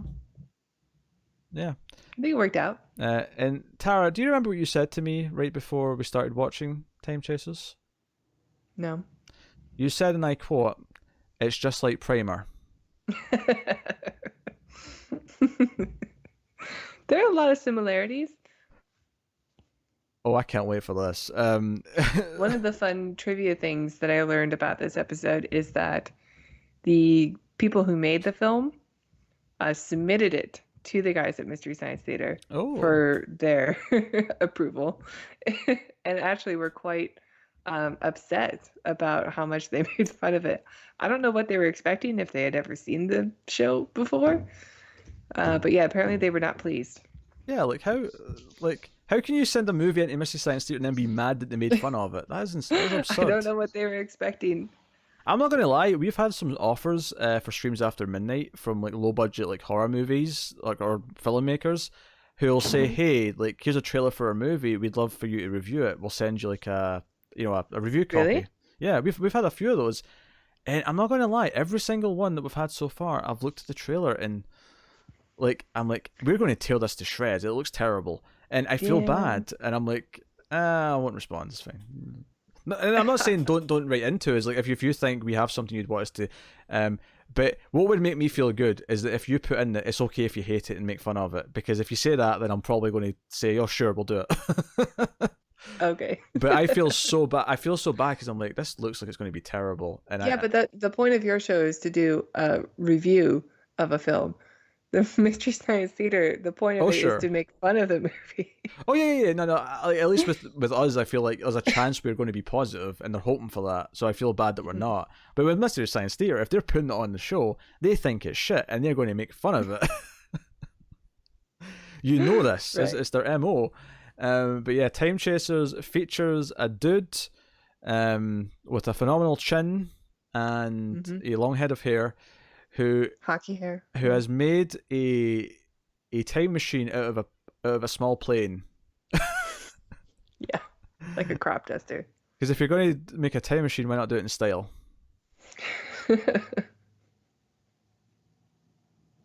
If you didn't get that reference, you're dead to me. Yeah, I get it. It's a DeLorean reference. Well, I was speaking to the audience. I knew you got it. I trusted you that you got it, Tara. Do you think I'd have you on this show if I didn't think you were going to get that reference? Come on now. I've seen Back to the Future. Yes.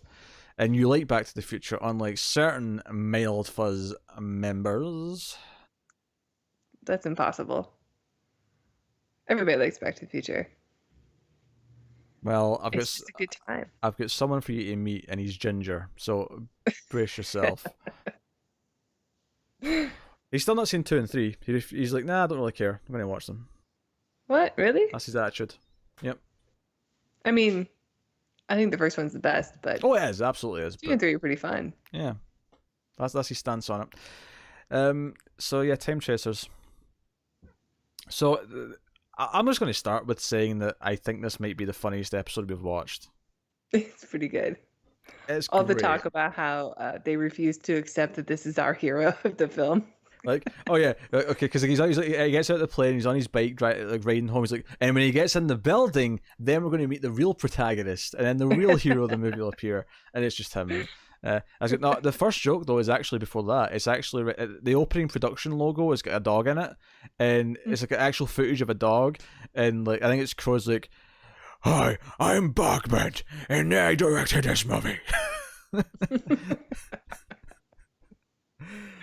That was what did it, huh? Yeah, there's some great jokes in this one, like because it shows like a businessman who's the villain, right? He's like Evil McEvil, and and they keep doing like evil laughs for him. He's like, but he basically sells the patent to this businessman to develop the time machine, and the next scene that he's sitting at his computer, and he's like looking at it really intently, like thinking. One of them just goes, maybe I should have held out for more than $65. And that really made me laugh. The other big laugh that came out of nowhere for me, because there's a lot of funny laughs. It's like to who he is and like the time travel stuff and all that. Yeah, he's like a super nerd. Yeah. But the other laugh that came out of nowhere, because I just didn't see it coming, is there's a scene later on when the time travel shenanigans have been happening, and him and his love interest are like in the little store near the airfield, and they're hiding behind like the glass door, and they're having a conversation. The camera's looking through the glass door, and they're on the other side, and they're talking to each other about something. And it's not until they make the joke that I noticed this, but there's like a sticker, stickers for like credit cards. There's a MasterCard one and there's a Visa one, and one of them says, "Oh, we're going to have a hard time getting a plane," or something like that. And the guys go, "Because this place doesn't accept American Express." And it's not until he said that I noticed that was the only one out of the 3 major ones that wasn't there, and I just started laughing. Not that where I grew up we have American Express for obvious reasons. Oh, but, really? Yeah, but maybe it would have been better with Discover. No, literally it's Visa and MasterCard. The two. Like here, it's just those two, pretty much. Like most of the time. I can't think of any others. Charter Club. There's a little fact for you. I don't know. What about gold card? A gold card's a thing. I always hear people in movies talk about their gold card in the 80s. This is a gold card. Like Visa Gold? I don't know if it's Visa, but like I was seeing Child's Play 2, where the guy's trying to buy booze to take home to his wife, and he's mad that the guy won't accept his card. He's like, "This is a gold card. This is as good as cash." And the guy's like, "Not here, it isn't." And I'm like, how things have changed. Like everywhere's like happy to take card. Now they're like, yeah, just don't make me touch your filthy money, you bastard. Just put your card in the slot or press your thing against the thing. My favorite things about one of my favorite thing about this movie is that every time they travel to the future, of course they can't show, even though he's in a plane and you should be able to see the whole like skyline of the city. Instead of getting a cityscape shot, you just get it on this monitor that's on the plane. Yeah. At first you see like these futuristic looking buildings, and like 8-bit looks a little bit like an etch and sketch version of it. It made me think of what cutscenes used to be on the Sega Genesis, like just like this really low resolution, like just drawing of buildings. Right. That looks slightly futuristic.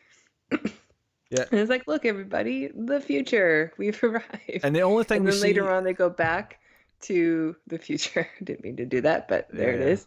They go back to the future again, and I guess the city is now war torn, so it shows the same monitor except all the buildings are now like crumbled up. Yeah. Yeah. The only thing we see cheap. the only thing we see in the ground when he takes like the first guy with the mustache to the future with the woman who's his love interest, who also happens to be a reporter. It's the whole thing. They go to the future, and the only thing we see that shows that it's the future is there's been like a sign that's been like put on a wall that says this building was founded in 2025 or something like that. Made entirely of recyclable material. Yeah, and he's like touching the brick, but it's just this like sign that's been pasted onto the wall. And there's a kid that's jogging on a cell phone. That's how we know it's the future. Also. And then we just see them go to like a cafe, and they're just sitting having drinks, and I'm like, this just looks like present day. There's nothing about this that looks like, because it's maybe like 2040 something or something like that. It's like super into the future. Like 50 years. Yeah, but there's nothing. There's like nothing to tell you it is. So of course, and then we go back in time to like the Civil War. Oh yeah, eventually, yeah. Pre-Civil War. Pre-Civil War. I think it's like the British the War of 1812. Is there another British coming now? Yeah. I'm sure there's redcoats. I'm sure there was redcoats. There's redcoats. And it's just a bunch of like, we can go back in time because we have Civil War reenactors. It's clearly what it is. Yeah, it's clearly like people who do this anyway, and they're like, hey, can we come and like film a scene with you in the background? Right. Yeah. You guys want to play Minutemen? Yeah. So the plot of the movie is basically the evil businessman uses his own time machine for his own gain, and next time they go to the future, him and his lady friend discover, after they've fallen in love, that the future is now this post-apocalyptic wasteland. And it turns out, because of time travel, because the bad guy's got time travel, this is what's eventually happened. So he tries to talk him out of it in present day. He's too much of a villain. He's like, never. And because of that, his introduction joke is, "Hi, I'm Bob Evil." And because of that, he has to steal his original time machine, which is under guard, and go to the past to stop himself from showing it off to the businessman. So that's where it kind of gets primary, I guess. It is. It's just like Primer. Oh yeah, exactly like Primer. And the love interest actually dies when they get back. The plane crashes. But of course, the younger version is still there, and when he fixes everything, the younger version of himself and the woman both get to live on, and he just kind of goes off and does things. No, he dies. Does he die?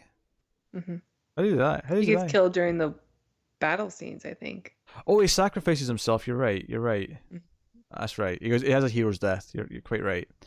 Because at that point, the bad guy is about to kill him, and someone shouts out that he's British or something like that, and they all shoot him. Yeah, no, it was good fun. This one was just consistently funny. Like the guys just constantly were making jokes that were really making me laugh, and it was really And all the episodes do that, like to a point, but this one was just so consistent. Like I was really, every time they talked about his look, or talked about the rules of time travel, or whatever, like every single time they had a running joke, it was just cracking me up. And then it had some of those starts off snipes. really strong too. There's a lot of good jokes front loaded. Yeah, really, this really is funny. a favorite one of mine. I mean, Werewolf is still at my top. I don't think it's ever going to be dethroned. But this one's pretty close. I think that's my top Werewolf for me. I think it's this Werewolf and Space Mutiny are my top three. It's so good too. They're my top three so far. But I'm looking forward to more. What's the next one? What are we doing next? Ooh. We should probably do it, Joel. Do you want to do Mitchell? We can do Mitchell. Let's do Mitchell. Mitchell is Joel's final episode. Oh. But it's also a favorite one of mine. It's probably my number 2. Big continuity episode coming in. The end of Joel. No, really good. We should probably mention that in the actual skits with the guys and the robots. They have a pretty good time travel one also. Yeah, Crow goes back in time to like stop Mike from ever ending up on the station, and then it makes things worse and end up with his really shitty brother. Yeah. Who makes intentionally very bad jokes. But it's good. You get a full like half an hour segment of somebody else in the theater with them. And it's still the same actor. It's still Mike, playing this role. But yeah, no, it's pretty funny. So that's really cool. No, so we'll do Mitchell next time. Crow has to go back in time before what to tell his self not to tell Mike to not take the temp job. So yeah, again, it's just like Primer. It's just like Primer. Time Chasers. It's just like Primer. So Mitchell will be next. Although it may not be the next episode because we were recording the bonus episode for Patreon before the next one, so that might mean we don't get to watch Mystery Science Theater before the next episode. But I might just take up that slot. Yeah, but the next one after that, we'll be doing that. In terms of what the next main movie is, I tell you that at the end as well. Let me find out because I don't remember these things. We have it scheduled. Where's the schedule? There's the schedule. So the next main movie on the Atomic Cinema Experiment is actually another recent film. We're going back to a film from this year. We are going to be looking at Alita Battle Angel next week. Ooh. So look forward to that. So that's coming. I'm not. You're not? I actually... I don't know. Something about the trailers, like they just didn't... I don't know. Doesn't look good. Do you know, I didn't like the first trailer that much, but I have to confess, I kind of like the second trailer. Hopefully it's good. I got into it. The fighting looked kind of fun, and had that good Linkin Park cover. I don't know. I was kind of into it. But we'll see. Maybe I'll like it. Maybe I'll hate it. We'll find out. But that's coming. And funnily enough, James Cameron at one point was meant to direct that before he got knee deep. It's Rodriguez. It's Rodriguez, yeah. But he got knee deep in Avatar, so he kind of he's a producer, but he's not, And it's sad because even though it may end up in a good movie and Rodriguez may have done a good job, it wouldn't have been as good as... It won't be a Cameron film. Yeah, it's not James Cameron. So, there you go. And ow. Okay. Did you break something? Let's just say sometimes when a man's been sitting a certain way for a certain amount of time that it can be uncomfortable when you move. That's all I'm saying. We'll leave it at that. I don't know what that feeling is, so yeah. We'll leave it at that. Let's just say things can get caught in places and pulled upon. I think you've already said enough. I'll keep going. It's fine. But anyone like a diagram. So this is the end of the show. Hopefully you enjoyed our discussion on Terminator. You enjoyed our discussion on the Mystery Science Theater episode, and we'll be back next time with Alita Battle Angel. But of course, if you're we've recorded these a little bit in advance, so the Patreon bonus episode of RoboVamp will already be up for $1 on your patreon.com/MailFuzzTV. So check it out, and if you do that, you can also go back and check out our review of Trancers, which is on there in that $1 tier. And what was the first one we did?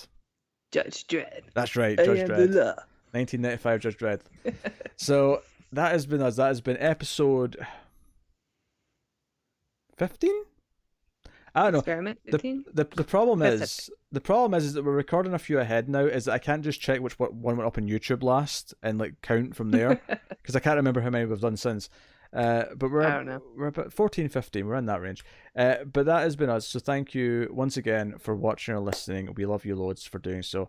Thank you once again. Keep watching sci-fi movies, and we will see you guys next time.